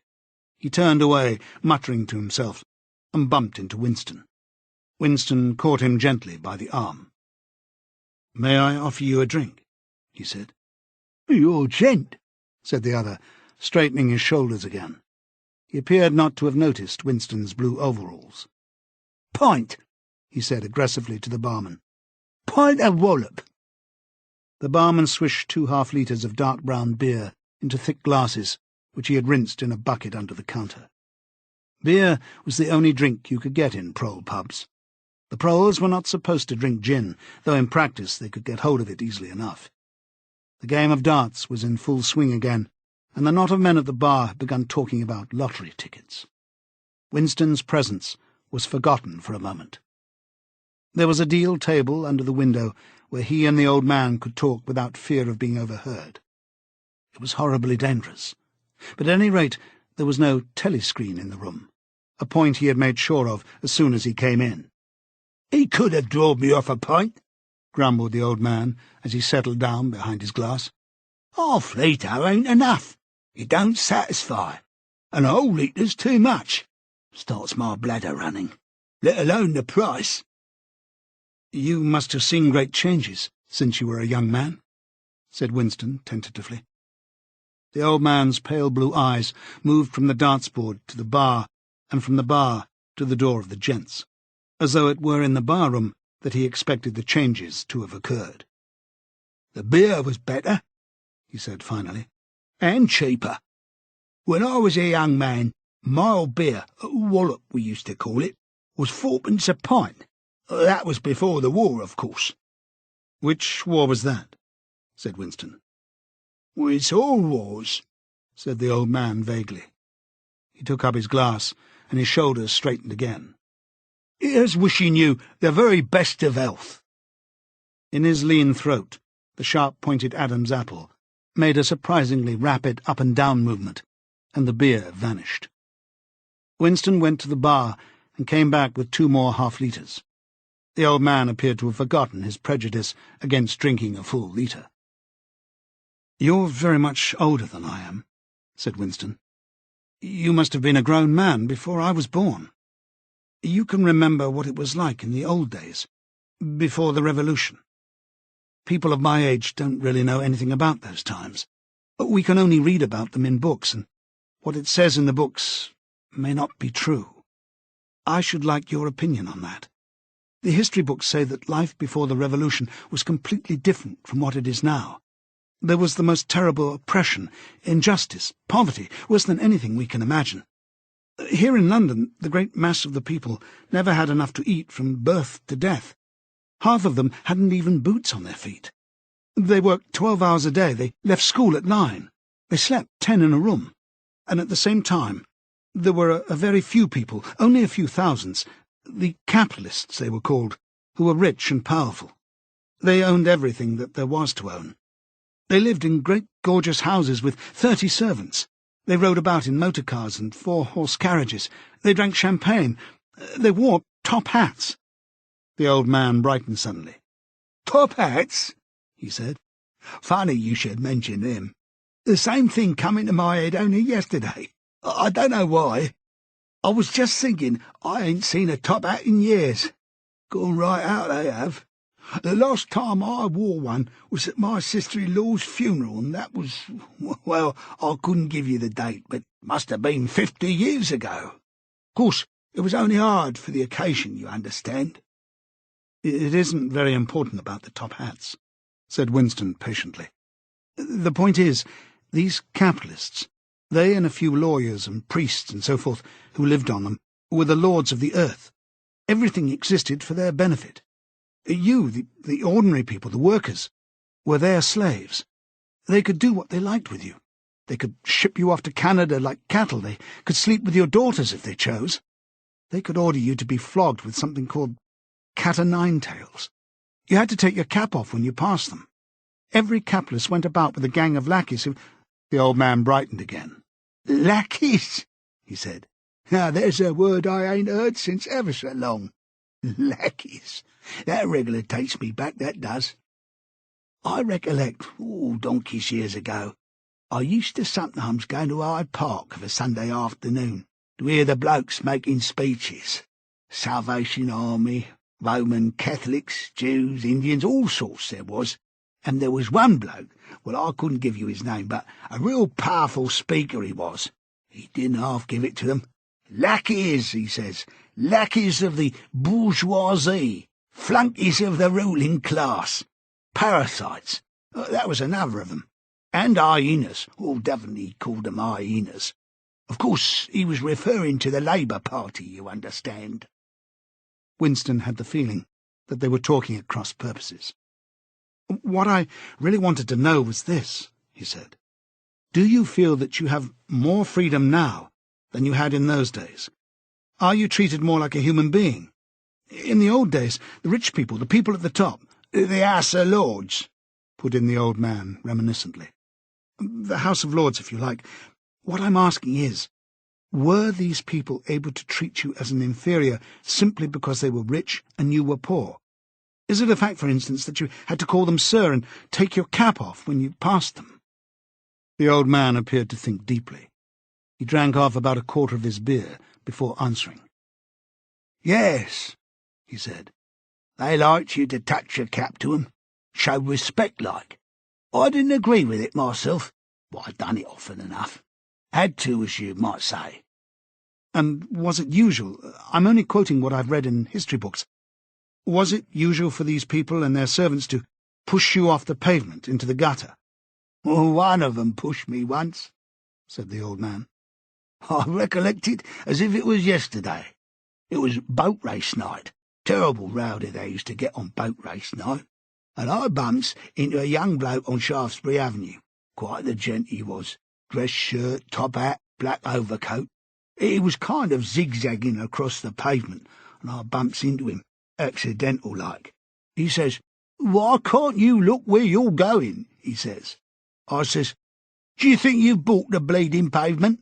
He says, 'I'll twist your bloody head off if you get frish with me.' I says, 'You're drunk. I'll give you in charge in half a minute,' I says. And if you'll believe me, he puts his hand on me chest and gives me a shove as pretty near sent me under the wheels of a bus. Well, I was young in them days, and I was going to have fetched him one, only—" A sense of helplessness took hold of Winston. The old man's memory was nothing but a rubbish heap of details. One could question him all day without getting any real information. Party histories might still be true after a fashion. They might even be completely true. He made a last attempt.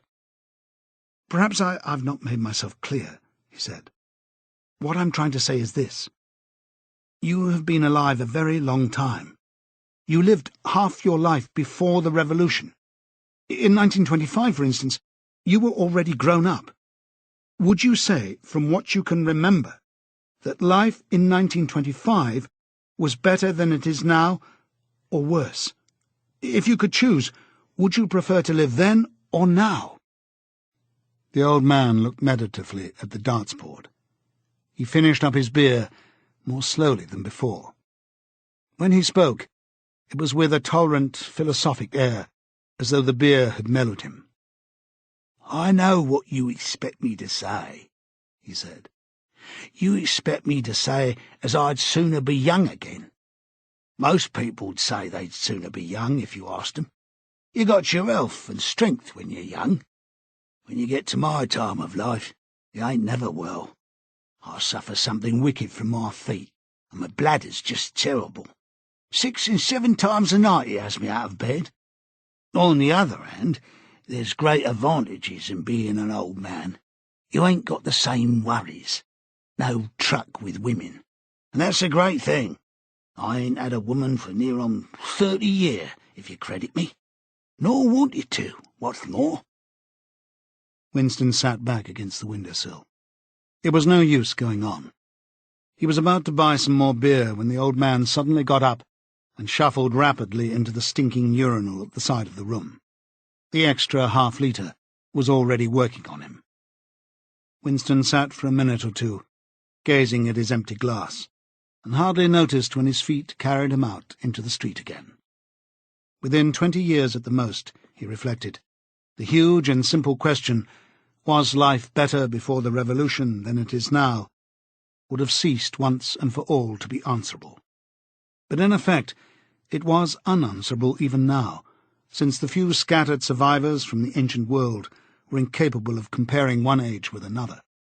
They remembered a million useless things, a quarrel with a workmate, a hunt for a lost bicycle pump, the expression on a long-dead sister's face, the swirls of dust on a windy morning 70 years ago. But all the relevant facts were outside the range of their vision. They were like the ant which can see small objects but not large ones. And when memory failed and written records were falsified, when that happened, the claim of the party to have improved the conditions of human life had got to be accepted, because there did not exist, and never again could exist, any standard against which it could be tested. At this moment, his train of thought stopped abruptly. He halted and looked up. He was in a narrow street with a few dark little shops interspersed among the dwelling houses. Immediately above his head there hung 3 discoloured metal balls, which looked as if they had once been gilded. He seemed to know the place. Of course. He was standing outside the junk shop where he had bought the diary. A twinge of fear went through him. It had been a sufficiently rash act to buy the book in the beginning, and he had sworn never to come near the place again. And yet the instant that he allowed his thoughts to wander, his feet had brought him back here of their own accord. It was precisely against suicidal impulses of this kind that he had hoped to guard himself by opening the diary. At the same time, he noticed that although it was nearly 21 hours, the shop was still open. With the feeling that he would be less conspicuous inside than hanging about on the pavement, he stepped through the doorway. If questioned, he could plausibly say that he was trying to buy razor blades. The proprietor had just lighted a hanging oil lamp, which gave off an unclean but friendly smell. He was a man of perhaps 60, frail and bowed, with a long benevolent nose, and mild eyes distorted by thick spectacles. His hair was almost white, but his eyebrows were bushy and still black.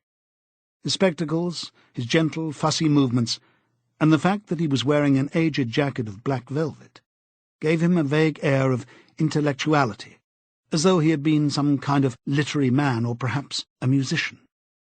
His voice was soft as though faded, and his accent less debased than that of the majority of proles. "I recognized you on the pavement," he said immediately. "You're the gentleman that bought the young lady's keepsake album. That was a beautiful bit of paper, that was. Cream-laid, it used to be called. There's been no paper like that made for, I dare say, 50 years. He peered at Winston over the top of his spectacles. "Is there anything special I can do for you, or did you just want to look around?" "I was passing," said Winston vaguely. "I just looked in. I don't want anything in particular."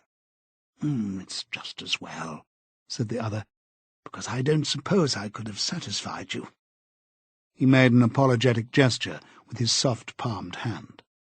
"You see how it is. An empty shop, you might say. Between you and me, the antique trade's just about finished. No demand any longer, and no stock either. Furniture, china, glass, it's all been broken up by degrees. Of course, the metal stuff's mostly been melted down. I haven't seen a brass candlestick in years." The tiny interior of the shop was in fact uncomfortably full, but there was almost nothing in it of the slightest value. The floor space was very restricted, because all round the walls were stacked innumerable dusty picture frames. In the window there were trays of nuts and bolts, worn-out chisels, penknives with broken blades, tarnished watches that did not even pretend to be in going order, and other miscellaneous rubbish. Only on a small table in the corner was there a litter of odds and ends, lacquered snuff-boxes, agate brooches, and the like, which looked as though they might include something interesting. As Winston wandered toward the table, his eyes were caught by a round, smooth thing that gleamed softly in the lamplight, and he picked it up. It was a heavy lump of glass, curved on one side, flat on the other, making almost a hemisphere. There was a peculiar softness, as of rainwater, in both the colour and the texture of the glass.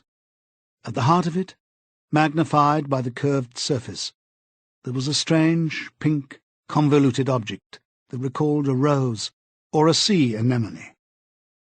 "What is it?" said Winston, fascinated. "That's coral, that is," said the old man. It must have come from the Indian Ocean. They used to kind of embed it in the glass. That wasn't made less than 100 years ago. More, by the look of it. "It's a beautiful thing," said Winston. "It is a beautiful thing," said the other appreciatively. "But there's not many that'd say so nowadays." Coughed. "Now, if it so happened that you wanted to buy it, that'd cost you $4. I can remember when a thing like that would have fetched £8, and £8 was, well, I can't work it out, but it was a lot of money. But who cares about genuine antiques nowadays, even the few that's left?" Winston immediately paid over the $4 and slid the coveted thing into his pocket. What appealed to him about it was not so much its beauty as the air it seemed to possess of belonging to an age quite different from the present one. The soft, rain-watery glass was not like any glass that he had ever seen. The thing was doubly attractive because of its apparent uselessness, though he could guess that it must once have been intended as a paperweight. It was very heavy in his pocket, but fortunately it did not make much of a bulge. It was a queer thing, even a compromising thing, for a party member to have in his possession. Anything old, and for that matter anything beautiful, was always vaguely suspect. The old man had grown noticeably more cheerful after receiving the $4. Winston realized that he would have accepted 3, or even 2. "There's another room upstairs that you might care to take a look at," he said. "There's not much in it, just a few pieces. We'll do with a light if we're going upstairs." He lit another lamp, and with bowed back led the way slowly up the steep and worn stairs and along a tiny passage into a room which did not give out onto the street, but looked out on a cobbled yard and a forest of chimney-pots. Winston noticed that the furniture was still arranged as though the room were meant to be lived in. There was a strip of carpet on the floor, a picture or two on the walls, and a deep, slatternly armchair drawn up to the fireplace. An old-fashioned glass clock, with a 12-hour face, was ticking away on the mantelpiece. Under the window, and occupying nearly a quarter of the room, was an enormous bed with the mattress still on it. "We lived here till my wife died," said the old man, half apologetically. "I'm selling the furniture off by little and little. Now that's a beautiful mahogany bed, or at least it would be if you could get the bugs out of it. But I dare say you'd find it a little bit cumbersome." He was holding the lamp high up, so as to illumine the whole room, and in the warm, dim light the place looked curiously inviting. The thought flitted through Winston's mind that it would probably be quite easy to rent the room for a few dollars a week, if he dared to take the risk. It was a wild, impossible notion, to be abandoned as soon as thought of. But the room had awakened in him a sort of nostalgia, a sort of ancestral memory. It seemed to him that he knew exactly what it felt like to sit in a room like this, in an armchair beside an open fire, with your feet in the fender and a kettle on the hob, utterly alone, utterly secure, with nobody watching you, no voice pursuing you, no sound except the singing of the kettle and the friendly ticking of the clock. "There's no telescreen," he could not help murmuring. "Ah," said the old man. "I never had one of those things. Too expensive. And I never seemed to feel the need of it, somehow.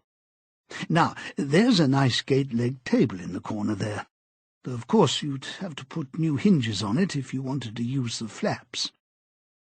There was also a small bookcase in the other corner, and Winston had already gravitated toward it. It contained nothing but rubbish. The hunting down and destruction of books had been done with the same thoroughness in the prole quarters as everywhere else.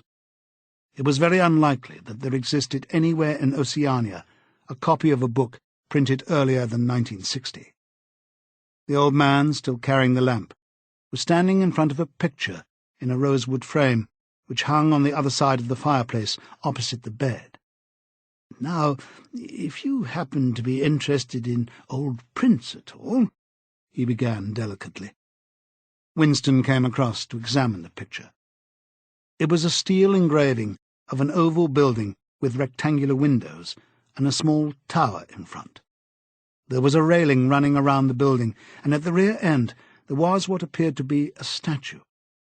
Winston gazed at it for some moments. It seemed vaguely familiar, though he did not remember the statue.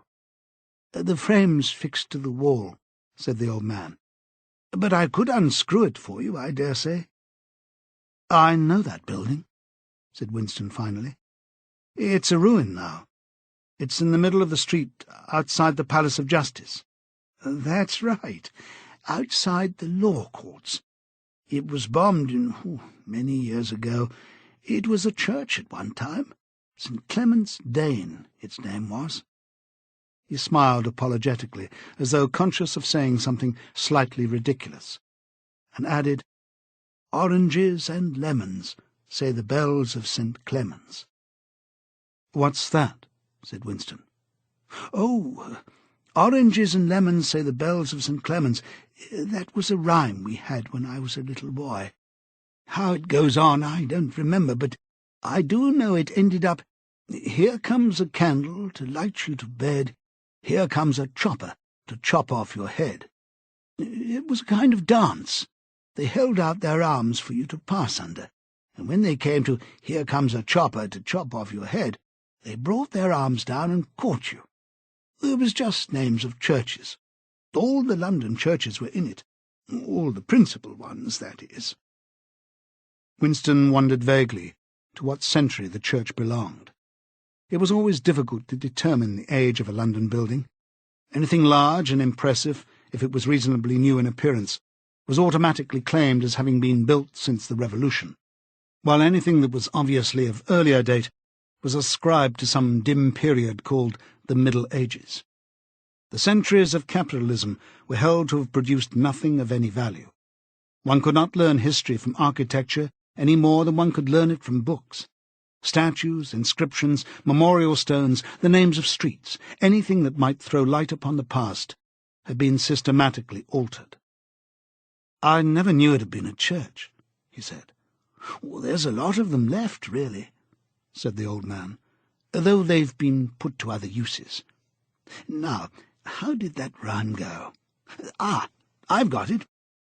'Oranges and lemons, say the bells of St. Clement's. You owe me 3 farthings, say the bells of St. Martin's.' There now, that's as far as I can get. A farthing, that was a small copper coin. Looked something like a cent." "Where was St. Martin's?" said Winston. "St. Martin's? Oh, that's still standing. It's in Victory Square, alongside the picture gallery. A building with a kind of triangular porch and pillars in front, and a big flight of steps." Winston knew the place well. It was a museum used for propaganda displays of various kinds, scale models of rocket bombs and floating fortresses, waxwork tableaux illustrating enemy atrocities and the like. "St. Martin's in the Fields, it used to be called," supplemented the old man, "though I don't recollect any fields anywhere in those parts." Winston did not buy the picture. It would have been an even more incongruous possession than the glass paperweight, and impossible to carry home unless it were taken out of its frame. But he lingered for some minutes more, talking to the old man, whose name, he discovered, was not Weeks, as one might have gathered from the inscription over the shop front, but Charrington. Mr. Charrington, it seemed, was a widower aged 63 and had inhabited this shop for 30 years. Throughout that time he had been intending to alter the name over the window, but had never quite got to the point of doing it. All the while they were talking, the half-remembered rhyme kept running through Winston's head. "Oranges and lemons, say the bells of St. Clement's. You owe me 3 farthings, say the bells of St. Martin's." It was curious, but when you said it to yourself, you had the illusion of actually hearing bells, the bells of a lost London that still existed somewhere or other, disguised and forgotten. From one ghostly steeple after another, he seemed to hear them pealing forth. Yet so far as he could remember, he had never in real life heard church bells ringing. He got away from Mr. Charrington and went down the stairs alone, so as not to let the old man see him reconnoitring the street before stepping out of the door. He had already made up his mind that after a suitable interval, a month, say, he would take the risk of visiting the shop again. It was perhaps not more dangerous than shirking an evening at the centre. The serious piece of folly had been to come back here in the first place, after buying the diary, and without knowing whether the proprietor of the shop could be trusted. However, yes, he thought again, he would come back. He would buy further scraps of beautiful rubbish. He would buy the engraving of St. Clement's Dane, take it out of its frame and carry it home concealed under the jacket of his overalls. He would drag the rest of that poem out of Mr. Charrington's memory. Even the lunatic project of renting the room upstairs flashed momentarily through his mind again. For perhaps 5 seconds, exultation made him careless, and he stepped out onto the pavement without so much as a preliminary glance through the window. He had even started humming to an improvised tune. "Oranges and lemons, say the bells of St. Clement's, you owe me 3 farthings, say the—" Suddenly his heart seemed to turn to ice and his bowels to water. A figure in blue overalls was coming down the pavement not 10 metres away. It was the girl from the fiction department, the girl with dark hair. The light was failing, but there was no difficulty in recognizing her. She looked him straight in the face, then walked quickly on as though she had not seen him. For a few seconds, Winston was too paralyzed to move. Then he turned to the right and walked heavily away, not noticing for the moment that he was going in the wrong direction. At any rate, one question was settled. There was no doubting any longer that the girl was spying on him. She must have followed him here, because it was not credible that by pure chance she should have happened to be walking on the same evening up the same obscure back street, kilometres distant from any quarter where party members lived. It was too great a coincidence. Whether she really was an agent of the thought police, or simply an amateur spy actuated by officiousness, hardly mattered. It was enough that she was watching him. Probably she had seen him go into the pub as well. It was an effort to walk. The lump of glass in his pocket banged against his thigh at each step, and he was half-minded to take it out and throw it away. The worst thing was the pain in his belly. For a couple of minutes he had the feeling that he would die if he did not reach a lavatory soon. But there would be no public lavatories in a quarter like this. Then the spasm passed, leaving a dull ache behind. The street was a blind alley. Winston halted, stood for several seconds, wondering vaguely what to do, then turned round and began to retrace his steps. As he turned, it occurred to him that the girl had only passed him 3 minutes ago, and that by running he could probably catch up with her. He could keep on her track till they were in some quiet place, and then smash her skull in with a cobblestone. The piece of glass in his pocket would be heavy enough for the job. But he abandoned the idea immediately, because even the thought of making any physical effort was unbearable. He could not run. He could not strike a blow.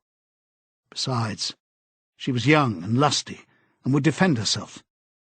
He thought also of hurrying to the community centre and staying there till the place closed, so as to establish a partial alibi for the evening. But that too was impossible. A deadly lassitude had taken hold of him. All he wanted was to get home quickly, and then sit down and be quiet. It was after 22 hours when he got back to the flat. The lights would be switched off at the main at 23:30. He went into the kitchen and swallowed nearly a teacupful of Victory gin. Then he went to the table in the alcove, sat down, and took the diary out of the drawer. But he did not open it at once. From the telescreen, a brassy female voice was squalling a patriotic song. He sat staring at the marbled cover of the book, trying without success to shut the voice out of his consciousness. It was at night that they came for you, always at night. The proper thing was to kill yourself before they got you. Undoubtedly, some people did so. Many of the disappearances were actually suicides. But it needed desperate courage to kill yourself in a world where firearms or any quick and certain poison were completely unprocurable. He thought, with a kind of astonishment, of the biological uselessness of pain and fear, the treachery of the human body which always freezes into inertia at exactly the moment when a special effort is needed. He might have silenced the dark-haired girl if only he had acted quickly enough. But precisely because of the extremity of his danger, he had lost the power to act. It struck him that in moments of crisis, one is never fighting against an external enemy, but always against one's own body. Even now, in spite of the gin, the dull ache in his belly made consecutive thought impossible. And it is the same, he perceived, in all seemingly heroic or tragic situations. On the battlefield, in the torture chamber, on a sinking ship. The issues that you are fighting for are always forgotten, because the body swells up until it fills the universe, and even when you are not paralyzed by fright or screaming with pain, life is a moment-to-moment struggle against hunger or cold or sleeplessness, against a sour stomach or an aching tooth. He opened the diary. It was important to write something down. The woman on the telescreen had started a new song. Her voice seemed to stick into his brain like jagged splinters of glass. He tried to think of O'Brien, for whom or to whom the diary was written, but instead he began thinking of the thing that would happen to him after the thought police took him away. It would not matter if they killed you at once. To be killed was what you expected. But before death, nobody spoke of such things, yet everybody knew of them.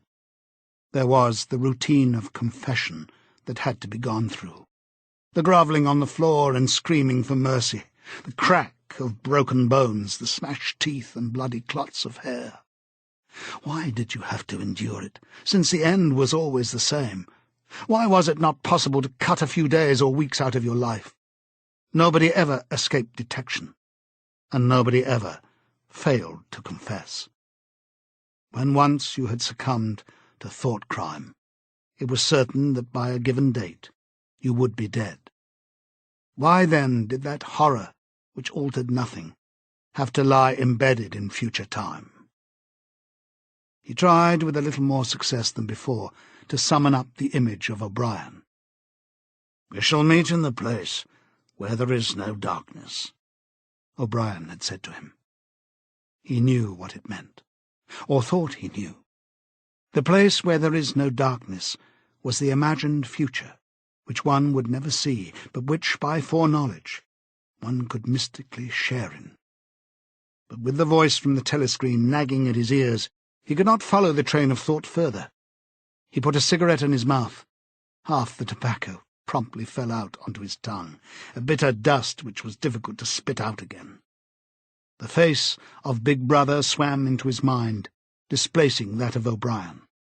Just as he had done a few days earlier, he slid a coin out of his pocket and looked at it.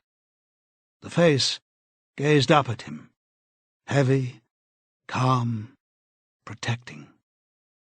But what kind of smile was hidden beneath the dark moustache? Like a leaden knell, the words came back at him. War is peace. Freedom is slavery. Ignorance is strength.